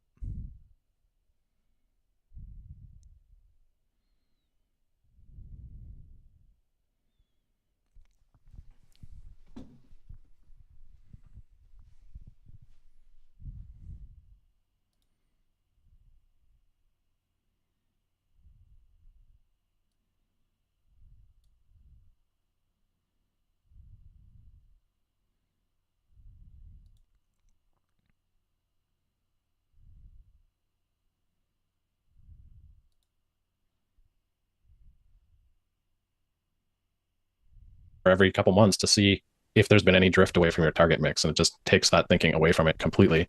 And the other behavioral piece that you didn't touch on, Dan, is those funds that have done well, if it happens to have done well in a taxable account, you're now forcing yourself to realize capital gains if you're rebalancing back to a target allocation. On the flip side, you can use some losses to offset gains, but realizing gains is a lot harder for people that have those component portfolios when they realize this is going to result in me giving the government more money sooner than I plan to. Yeah, and an asset allocation ETF will do that at the fund level. And if you hold the asset allocation ETF in a taxable account, chances are that over time it will distribute some capital gains and you will have to pay taxes, but likely at a lower level than if you're doing that in your individual account. And that's simply because as new money comes into the ETF from new investors, the fund manager is routinely buying whatever is underweight. So they're probably selling a lot less than you are, and they're buying more. And that allows the fund to kind of rebalance itself with new cash flows rather than doing a lot of selling. So there's some tax efficiency there as well. If you're just saving in a TFSA, an RSP, or some other tax sheltered account, it doesn't matter, but it's still beneficial for all of these other reasons that we talked about. Yep. One other point, actually, that this came up in the conversation that I had that spurred this episode, is that you will pay a little bit more in fees for these asset allocation ETFs. Like I think the Vanguard ones are at 0.24%, the iShares ones might be at 0.2%, whereas you could build a portfolio of the underlying for probably 0.1 or 0.2%. So couldn't it have been 1 cent more expensive? 11.11. What was 10, 11.10? call it a 0.1%, a 10 basis point difference in fees. Now, for someone who's just heard us hammer on the importance of fees for all this time, they might see that 10 basis points and think, well, no, I don't want to pay the extra fees. I think when we're down to the 10 basis point level, it's at a point where the trade-off, unless your portfolio is very, very large, which would also make managing it more involved, but unless your portfolio is very, very large, the trade-off of paying an extra 10 basis points to have all of that work taken off of your plate is, there's a good chance that it's going to be worth it. So I don't want, you mentioned this earlier too, Ben, just with the idea of paying for advice. But I think as much as fees are important, as much as people need to be aware of fees, it's also very important to be aware of trade-offs. Churros. And I think in this case, where we're talking about 10 basis points to automate a lot of the hard stuff, I think it's, for a lot of people, it's going to be worthwhile. Yeah, I think just saving yourself having to go in and make those transactions. And, you know, the other thing is, let's agree too, that if you were to hold, let's say for the Vanguard equity ETFs, as an example, the asset allocation ETFs hold 4 different underlying equity funds. If you were to hold those 4 funds individually, yes, it would be 9 or 10 basis points cheaper, but you are not going to have the same performance as you would if you had held the asset allocation ETF, because those funds are going to move at different rates over the course of a year or two, and no one will be rebalancing as they are at the asset allocation ETF level. And so that might work against you, or it might work in your favor. But over time, it's not likely to move the needle very much at all. And as we said, the behavioral benefits of wrapping up all of those funds into a single asset allocation ETF really outweigh any small additional cost. Yeah, I think that's very true. It was important to talk about these. And again, this is one of the things that with the conversations I had that made me want to do this episode, the person that I was speaking with was not aware that these products existed. They've gotten to the point of index funds exist. Great. But they were using a couple of individual index funds to build a portfolio that had market weights that were quite a bit different from market cap weights. And I was like, man, like just knowing that these products exist and why they make sense is a huge financial leg up, because it takes so much of the thinking out of doing really solid investing practices. Okay, so quick recap here. Investing is important because at a minimum, it combats the erosion of purchasing power over time. And then when you add on some risk being taken, with, of course, risk being difficult to define, as we talked about, with some risk being taken, investing also offers the expectation of growing your wealth for the future. The 2 main asset classes to think about, at least at the 101 level, are stocks and bonds, both of which are financial assets. Stocks are more volatile and have higher expected returns, while bonds are less volatile and have lower expected returns. Depending on your goals and your ability to withstand the volatility of your investments from day to day, you can arrive at some mix of stocks and bonds that makes sense for you. People tend to believe that successful investing requires understanding the stock market, the economy, and individual companies in order to guess and predict what to invest in and when to get in and out of those things. But decades of research suggests that these are fool's errands. Successful investing simply requires capturing the returns of financial markets that financial markets have to offer, which can be accomplished using globally diversified low-cost index funds. And this is achievable in Canada today with the many asset allocation ETFs that are available to us. Yeah, I think one more point to reiterate there is that fees are important to be aware of, but also keep in mind that the trade-offs that come with those fees. Yep. Sounds so simple, doesn't it? Yeah. It does sound simple. It's simple in theory, but very difficult to implement over time. Simple but not easy. Yep. Yep. Quick review here. I'll do the disclaimer. Ben, you want to read the review? You've never read a review before. Sure. Let me read the disclaimer and then you can read it. We have a review from Apple Podcasts to read. Under SEC regulations, we are required to disclose whether a review, which may be interpreted as a testimonial, was left by a client, whether any direct or indirect compensation was paid for the review, or whether there are any conflicts of interest related to the review. As reviews are generally anonymous, we are unable to identify if the reviewer is a client or disclose any such conflicts of interest. This one is somewhat anonymous because they did leave a first name, but I don't know who they are. Yeah, don't recognize the name either. The subject or the title of the review is The Best Finance Podcast. The Rational Reminder podcast is the only finance podcast that I feel comfortable recommending to friends and colleagues.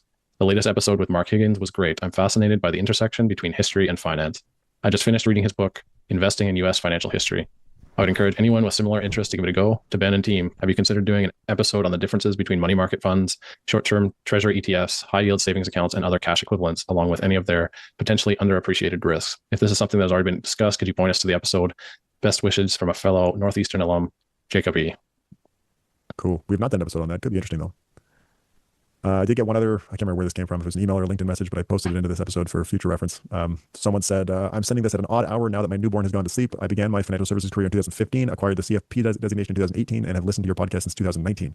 I first found your content daunting because I was trained to sell proprietary variable annuities and insurance to my original broker-dealer, and the academic research you covered hurt my head to process. I listen to your new shows each week driving to work and am a far better advisor and investor for consuming your show for years on end. Your hard work has unknowingly improved my career and helped several hundred households in the Rochester market. Seeing comments like this are always encouraging, and it's pretty common. We've seen lots of advisors that are benefited from the content, and in turn has benefited many Canadians and investors around the world, which is kind of great and part of the mission that we're trying to achieve as a company together. Well, that's been a crazy thing with, sorry, Dan, go ahead. Oh, sorry. I was just going to say that, whenever we connect with an individual listener, it's always great because you feel like, okay, maybe we might have even changed somebody's life. But if you connect successfully with an advisor, you just compound that because that person can then, bring what they've learned to all of their clients, as in this case shows. So it's nice to be able to appeal to, the professionals as well as the retail investor at that level. Yeah, totally. I think we've seen this, Ben, with your role in our entrance into the M&A market here in Canada. We've been talking to a lot more advisors, and I think like the frequency with which the podcast comes up as one of the reasons that someone is interested in talking to us is pretty crazy. So it's definitely something that has impacted a lot of advisors in Canada. And now that we're on this path of hoping to attract more advisors, it's put us in a pretty unique position. Absolutely. And it's always fun to have those conversations regardless of what the outcome is. And I'm looking forward to having many of those conversations this week at the DFA Advanced Conference in Santa Monica. Ben and I are going down tomorrow, so it should be fun. Should be fun. I do want to say real quick that in the Rational Reminder community, there's been a bunch of discussion about the disclaimer that plays at the end of this podcast. I don't know. You guys listen to the podcast, I think, sometimes. I don't listen to it usually because I record it. I've never heard the disclaimer, but apparently it's quite long. Someone said, though, that if they had more context for who was reading it, it might make it better to listen to. So I'm going to say now that the disclaimer is read by Matt Gambino, who's our producer, who is on the recording with us now. And yes, that's his voice. And actually, Ross, who wrote the disclaimer, he's One Digital Compliance. He's also here. Hey, Ross. So there you go. There's some context for the disclaimer. Hopefully nobody suffers too much. It's actually pretty funny hearing that there's a few people in the Rational Reminder community who are super vocal about how much they dislike the disclaimer. And then there are a lot of people who are like, dude, you can just skip it. Like, what's wrong with you? Exactly. You're not going to publish those into the end, right? I think they say that they'll be like listening to the podcast as they're falling asleep. And then the disclaimer comes on at the end. It's like, oh, it wakes them up. Anyway, let's go to the disclaimer. Thanks for listening.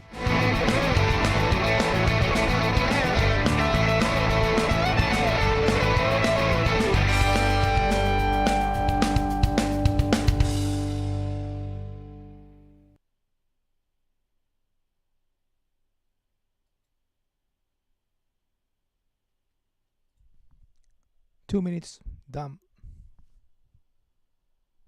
This shit is so fucking slow. I hate rendering. I hate this computer. I hate so many things. Also, by the way, GTA 6 is released like it's going to be released in fucking November next year. In a fucking year, bro. So it's like I was saving money for the PS5 and such. Bro, I'm going to have so much fucking money by the time it's November 2026. Nah, not really, because I'll probably spend it on something else. But yeah, I'll probably spend it on a PC and then I won't have enough money to the PS5 or something, bro. Also, it will probably like coincide with the time that I have to move out from, because in November it's probably like around that time I'm going to be taking the Zusatzbescheinigung exam, I think. We'll see how it goes.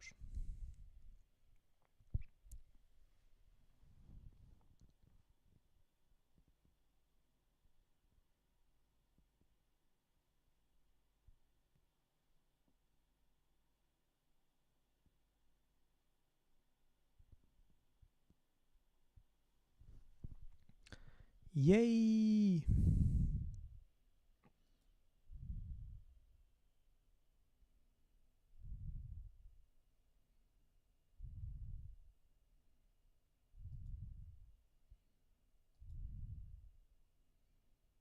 Bro, it's a fucking Chrome application. I hate this.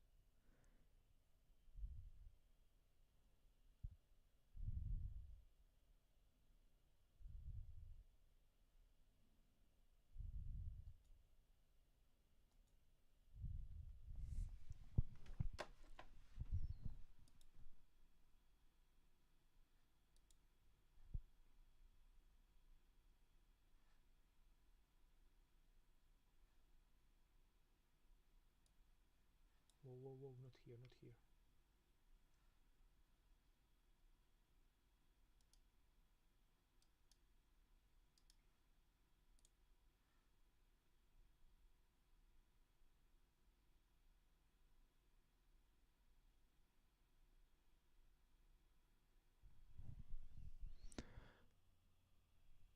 Lol, it's way easier to just not care about the PS5, lol. I'm reheating my water bottle for my back. Wärmfläche.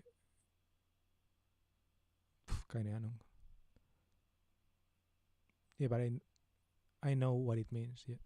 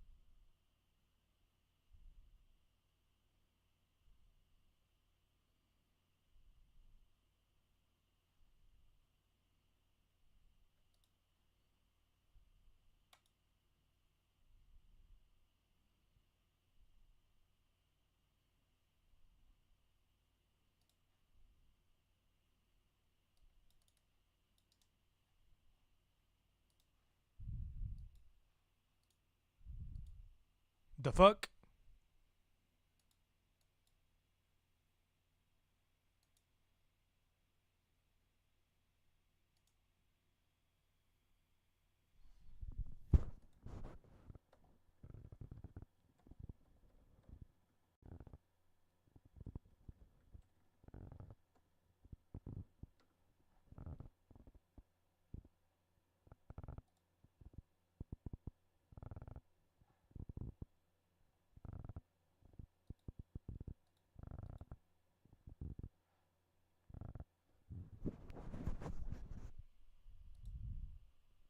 Are you fucking kidding me?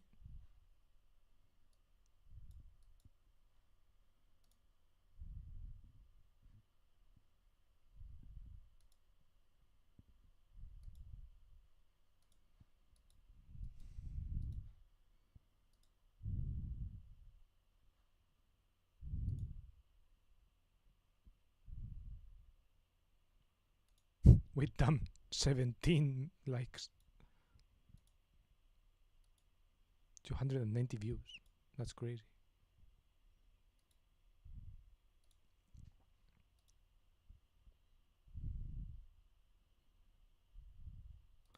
the fuck?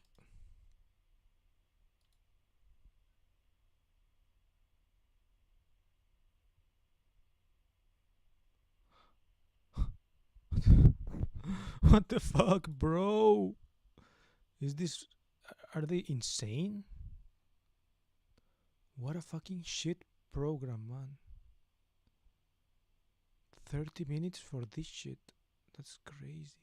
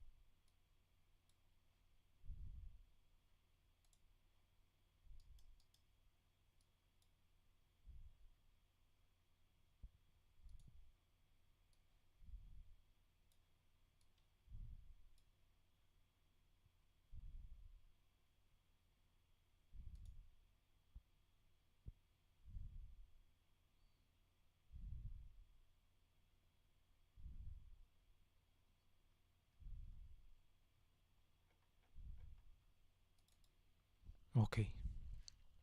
I mean, because the software is fucking trash, it was in another folder, but at least it's not fucking...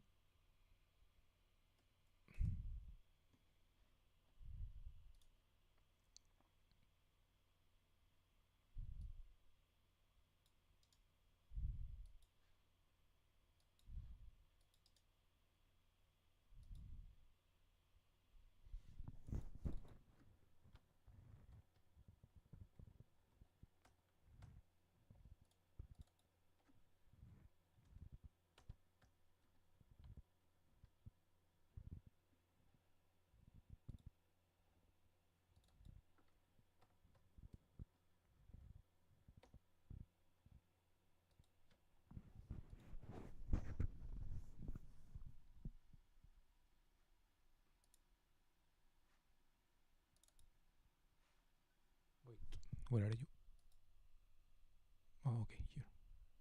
What happened exactly? You've probably seen these YouTube videos that recommend the fucking software told when I clicked saved, it saved it into...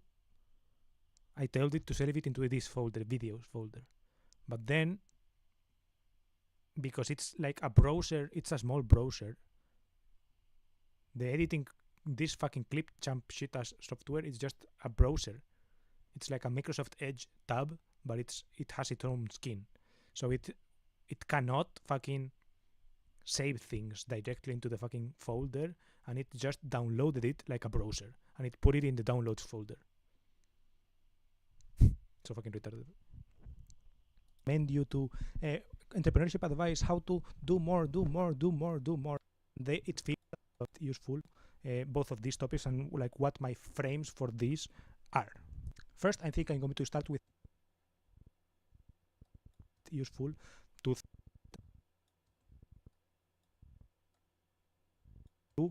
both of these topics, and like what my frames for this are. First, I think I'm going to start with a little... Wait, no, this is you.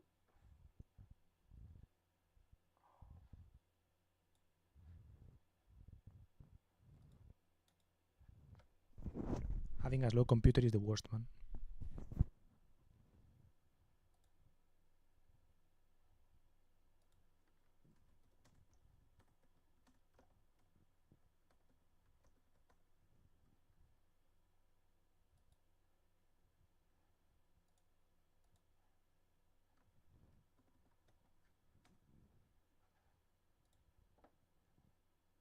Bit of a definition, right? I'm going to try to define entrepreneurship, and then I will money for the longest time. Right?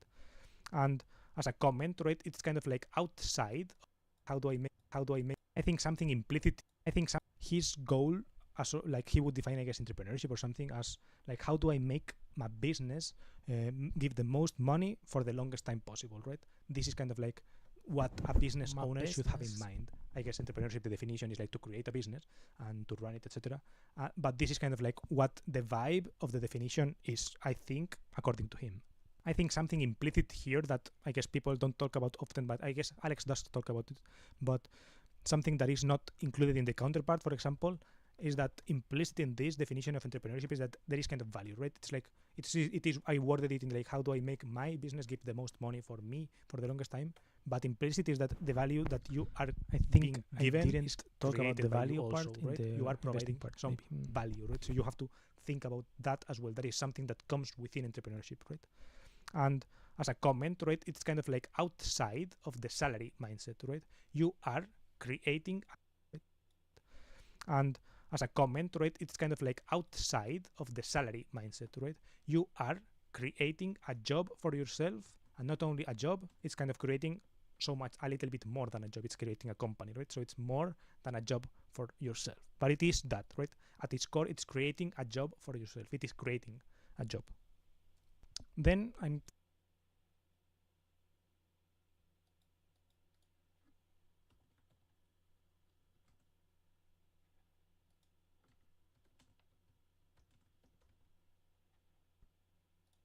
for the definition of investing, I'm using this kind of investing in financial products in order to retire, right? I make buying financial products to acquire financial capital for retirement, right? It's like, why do you buy financial products? Well, because investment, the word as itself in English, could mean so many things. And in the context of an entrepreneurship, for example, an investment can be many things. People talk about invest in yourself. People also talk about invest in, for example, a computer to make better videos or to edit videos, or invest in machinery for your business, right? But here I'm talking about, like, in a personal way, investing in a personal finance context. It's like investing for yourself for retirement, as protection for retirement. And it's like, why is that needed? Because inflation exists, right? So it's like you need to protect yourself from inflation, and it's like money today is worth less than money in the future. Yeah, not why? What you wanted, but it's not a bad Many reasons. it took like But it is not a conspiracy. Yeah. It's just I thought that was economy what works, happened, right? but In the end, it wasn't that bad. Federal governments, or like federal banks or whatever the fuck, like these kind of central banks have planned in inflation targets, and they are a positive number above 0, right? So, and above 1 or whatever, right? So it's like, it is a positive number. They are expecting inflation. It is built into the system like that. Whether that's good or bad, it's a whole different story. And whether it was better or worse before, I don't really know, to be honest. It's not my point to decide. The point is that in the world, this happens, right? Inflation happens. And also, this is important because the goal of investment is to retire, right? To accumulate enough capital to, at some point, not be able to, not need to work in order to continue living, right? To spend money without having to work, thanks to the capital appreciation, right? Thanks to the accumulation of financial capital. It's like you are substituting your work for returns on capital. That is the goal of investing in financial products. So it's like, if you have noticed, this is like literally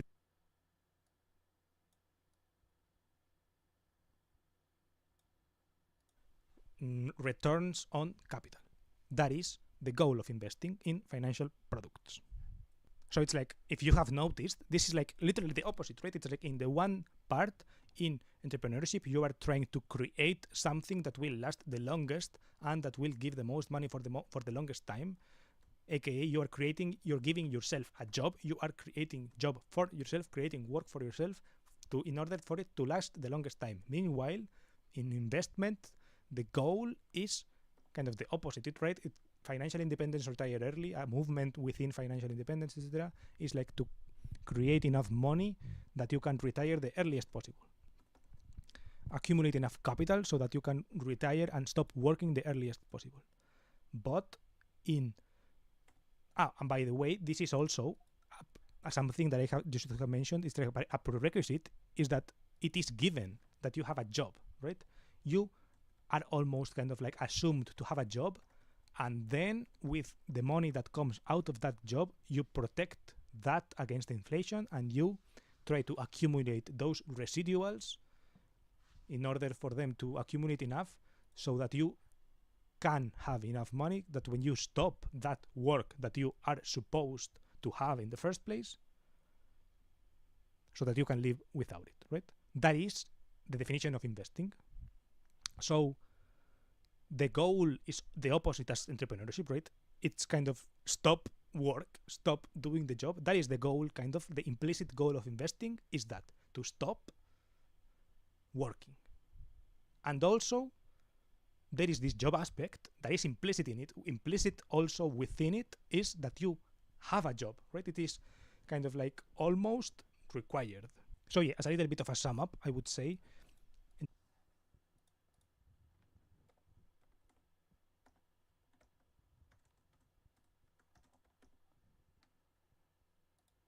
entrepreneurship, you have this goal of creating a job for yourself, a job that maximizes the money you get, but also that maximizes the time it is around, and that you have to create value for someone else.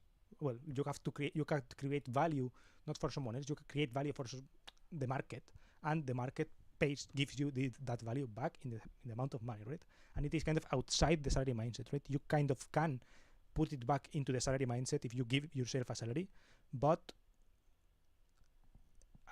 basically it is kind of outside the salary mindset, and you are kind of creating a job for yourself, but you are creating a lot more. Versus investing, which is a prerequisite, it's given a given condition that you have a job almost, and that you want to protect the savings that you do with that job, the amount you save from your salary, you protect that against inflation, and you accumulate it in a way that you ensure at the best of your abilities that you won't need to work when you retire, right? The goal is retiring. And yeah, it is very job focused, right? It is kind of like given that there is a salary to it. And I think that something that ties both together, right, is that the long-term mindset kind of applies to both in a way, because compounding applies to both, and in general just growth dynamics apply to both, right? So you both want to grow both, and particularly grow in a way that compounds. So in investment, for example, you don't care, you have to have this mindset of not caring about short-term volatility in order to ride out highs and lows, in order to get to this kind of expected higher returns that are kind of like promised by investments that do promise expected higher returns. In general, like they promise higher returns, but there is volatility, right? There are some within investment philosophy there are some investment philosophies that do focus on getting you the best risk adjusted expected higher returns, but that is a whole other topic. So yeah, essentially there is this volatility versus higher returns, that you have to have conviction in your investments, etc., in order to be able to continually get these higher returns and be able to benefit from this compound growth. And in entrepreneurship, in that same way, long-term mindset kind of like also kind of like is good for growing the business, because if you make decisions that compound your business, then your growth will compound, therefore the business will get bigger and bigger in this compounding manner, right? AKA your effort builds back on the effort you already have at increasing rates, you could say, right? So, and one of these examples is, for example, not getting distracted by the new thing all the time. Alex Hormozi says this, right?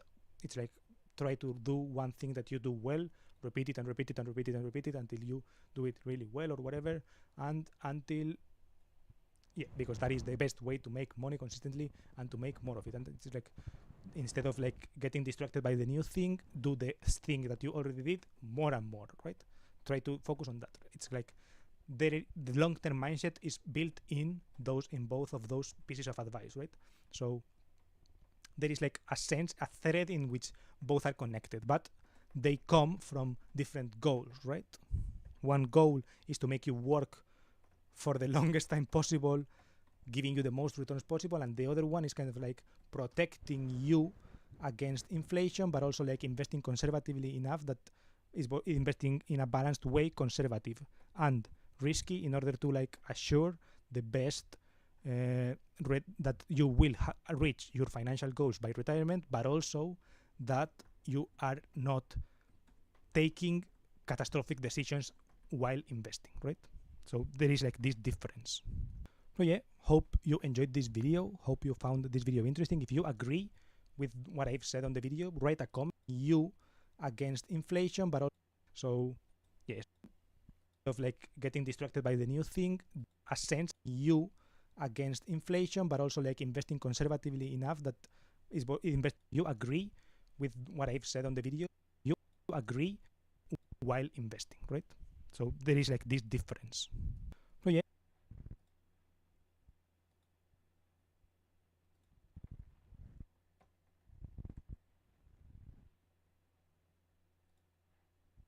Hope you enjoyed this video. Hope you found this video interesting. If you agree with what I've said on the video, write a comment saying why you agree.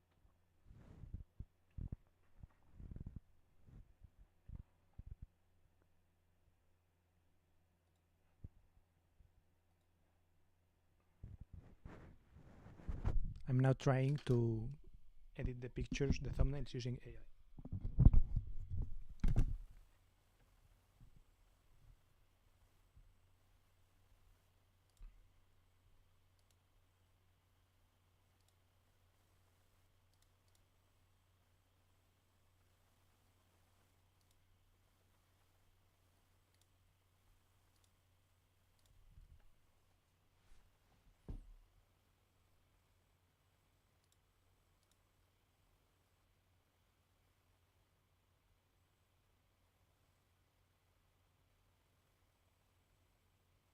Bro.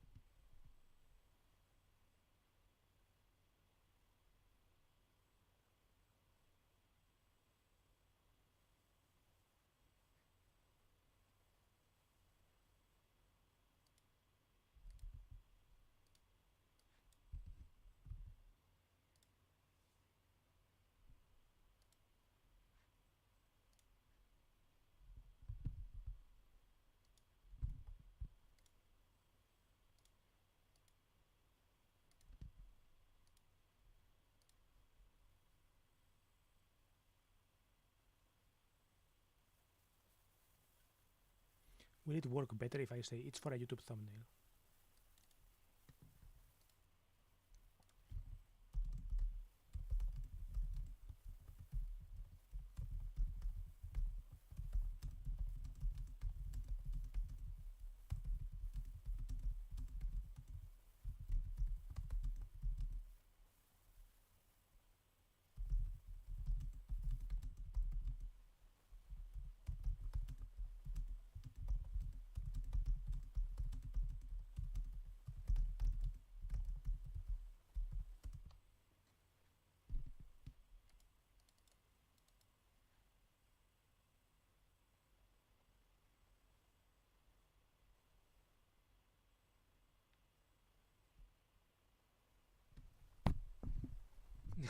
Bro, you know, they can hear and test which one sticks, make the spelling mistake on one of them. Yo, that's actually good.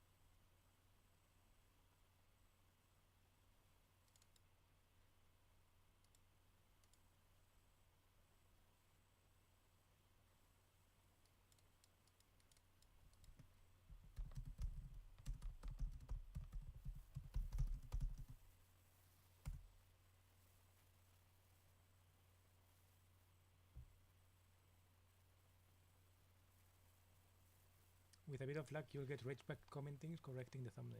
That's what I was thinking, yeah. This is what I wanted, but with the fucking...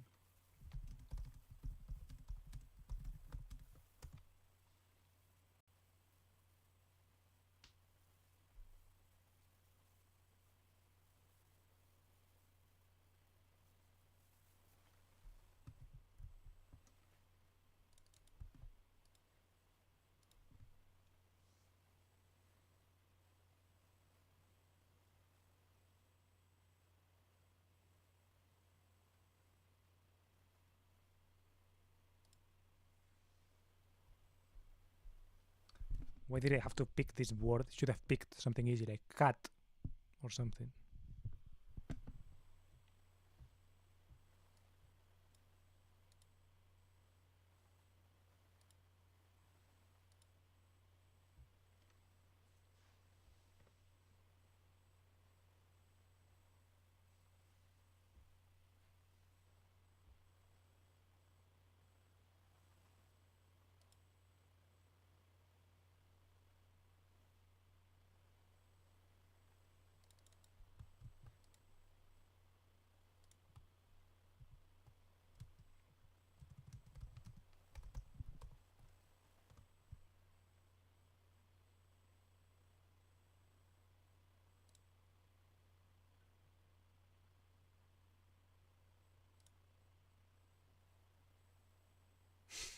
Bro, it's still wrong.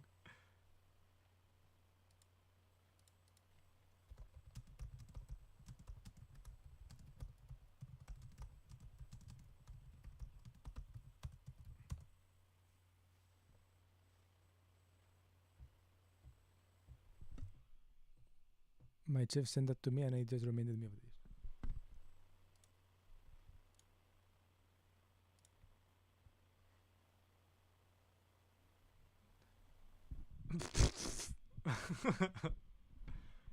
I mean, you can tell that the meme is also made with AI, by the way.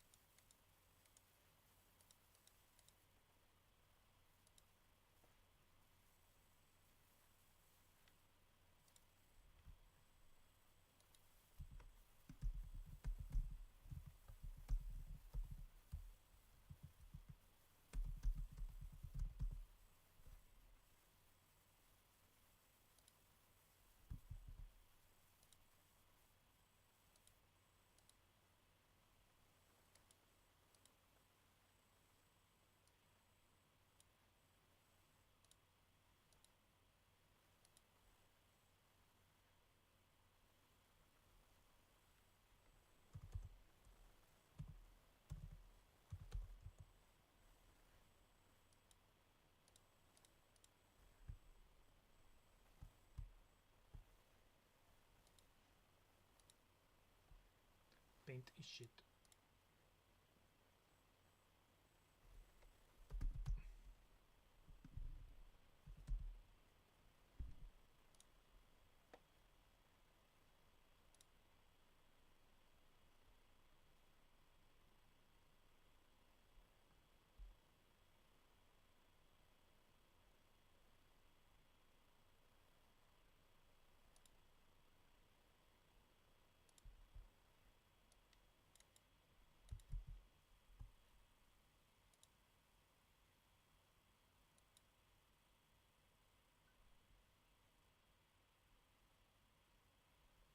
Let's see if I finish before AI.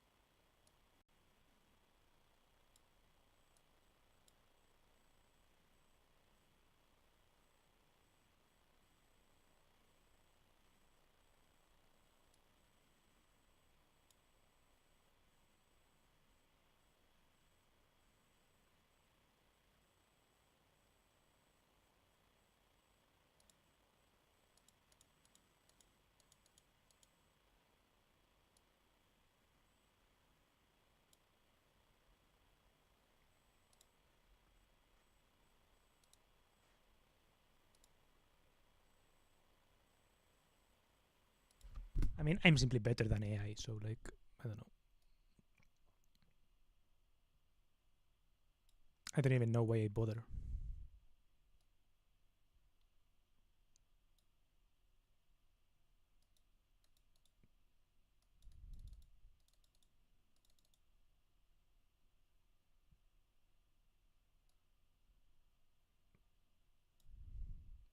It's like I'm not even that good, and even still.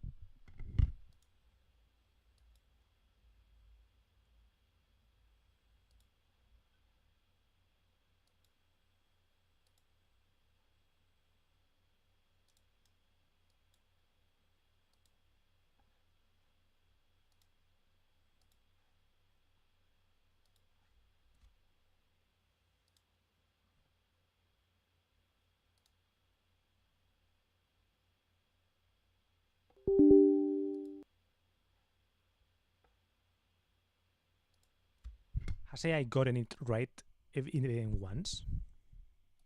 This one, but then it didn't. It wasn't high enough.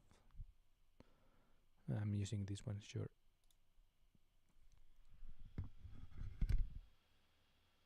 And this one. Which misspelling do you prefer, this one or the other one?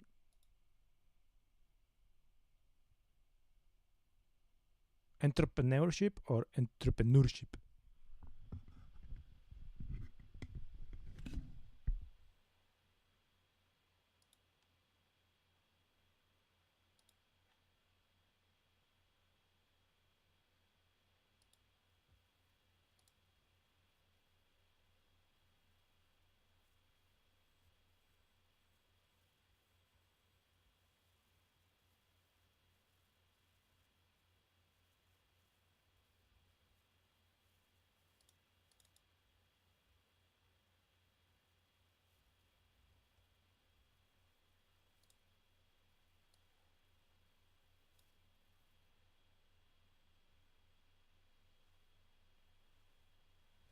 Okay, I think AI is better though. AI has made it like a better thumbnail because it's bolder. Mine is like too thin. I have to make it bold.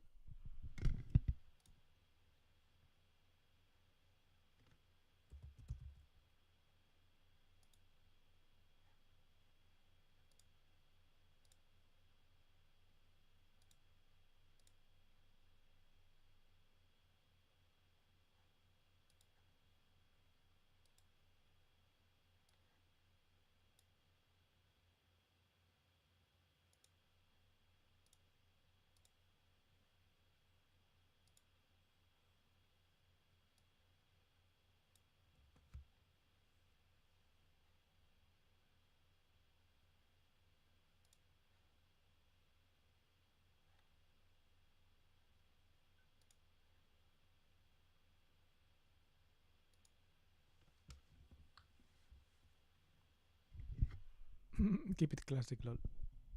It was the one that sparked the idea after all. I'm not sure which one I used. Entrepreneurship. The classic then.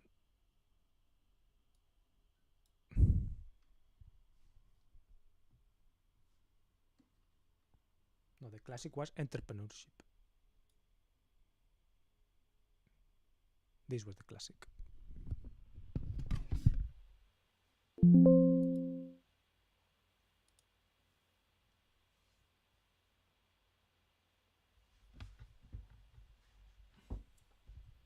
AI is better than me, actually. I mean, it's worse, but it's also better.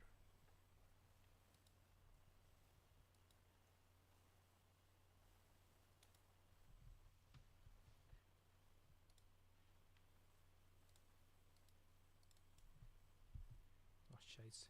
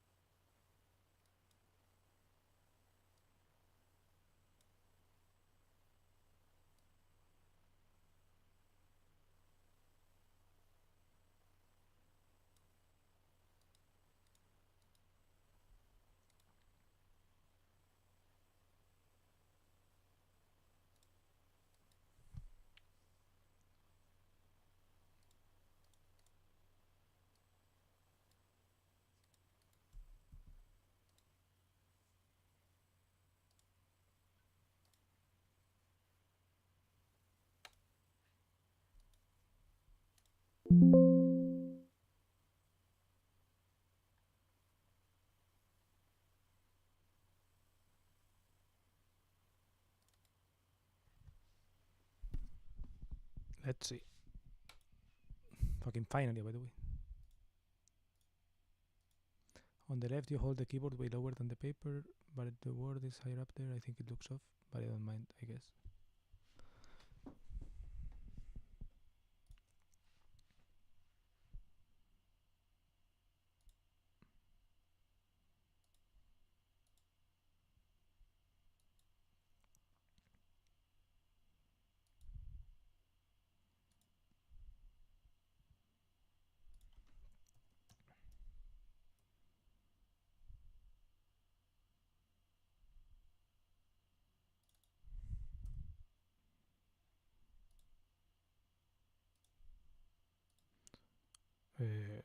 Why can't I choose my lists, my playlists?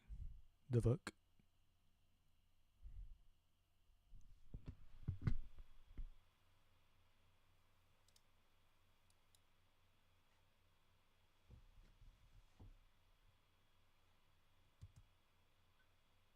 Think about it that way. Does the AI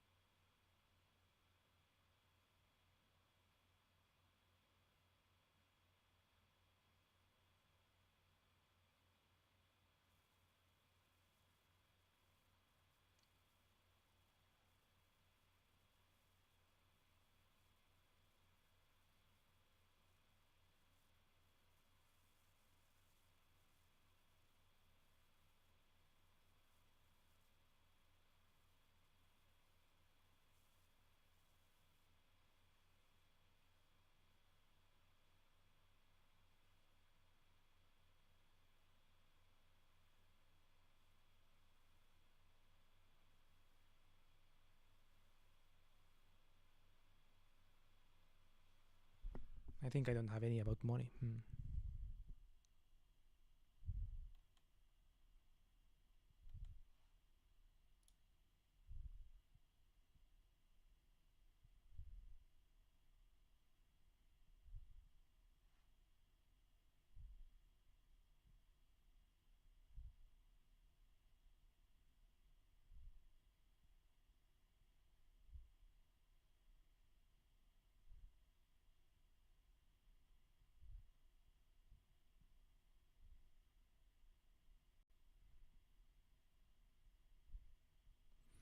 Money, money, money, always funny in the midnight world.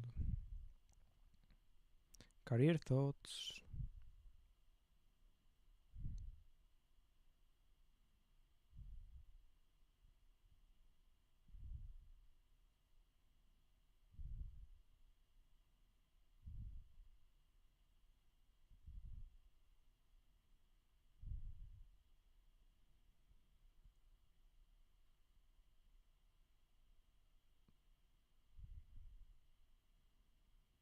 Money, money, money, always funny in a rich man's world.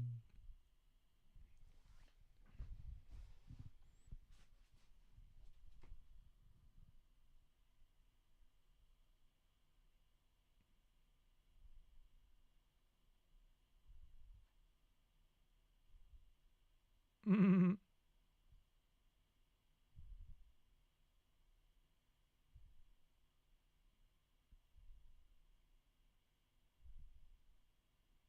mean, this is about money, I guess, but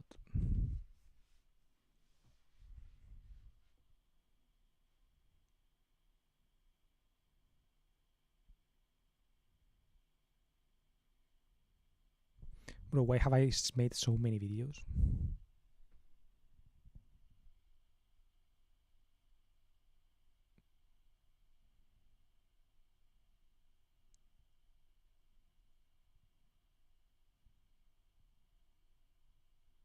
When you're unemployed anniversary.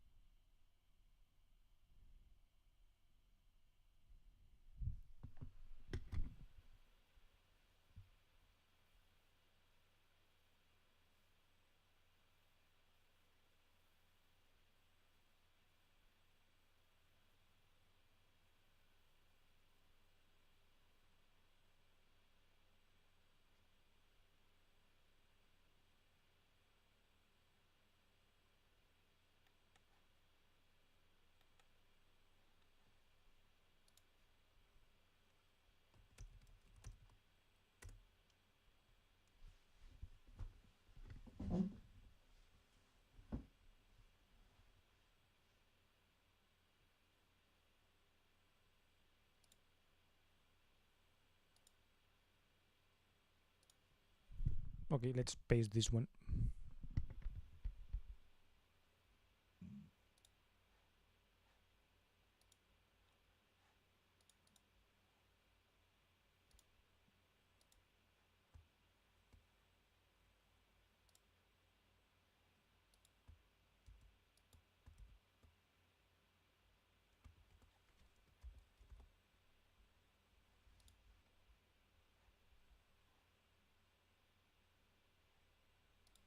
So yeah, hope you enjoyed it, and yeah, feel free to say anything below in the comments, agree, disagree, etc.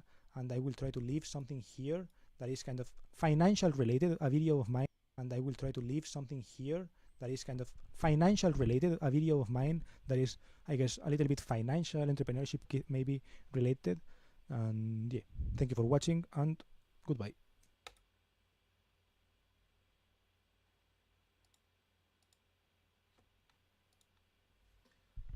Bro, it's 9 p.m. I'm going to go to bed so late.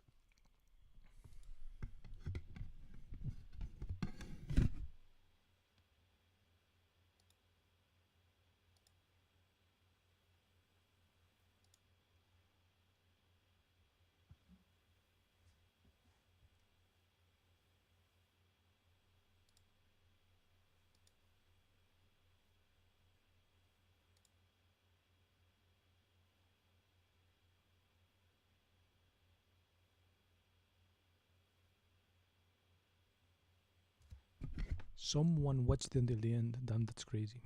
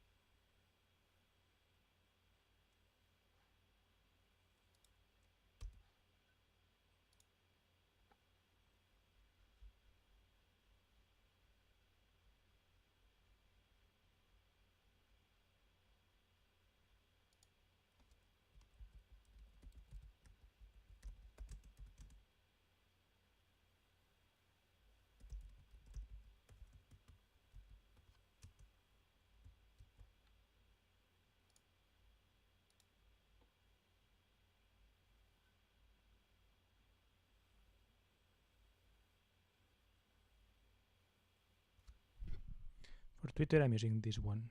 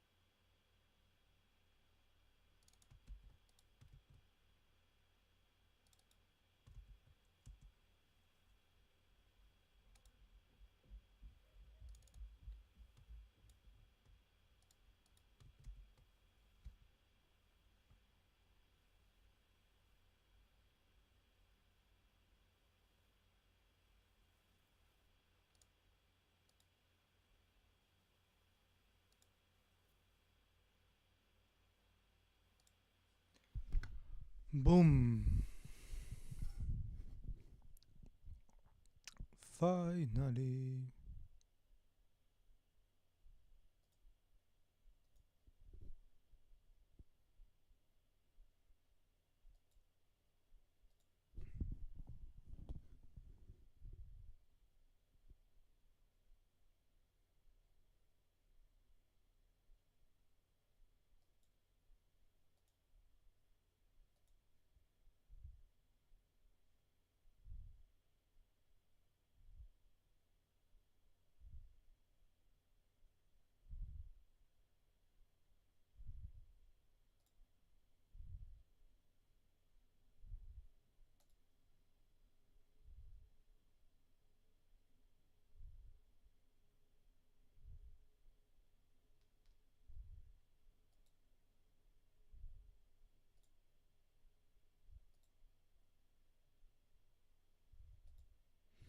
Okay.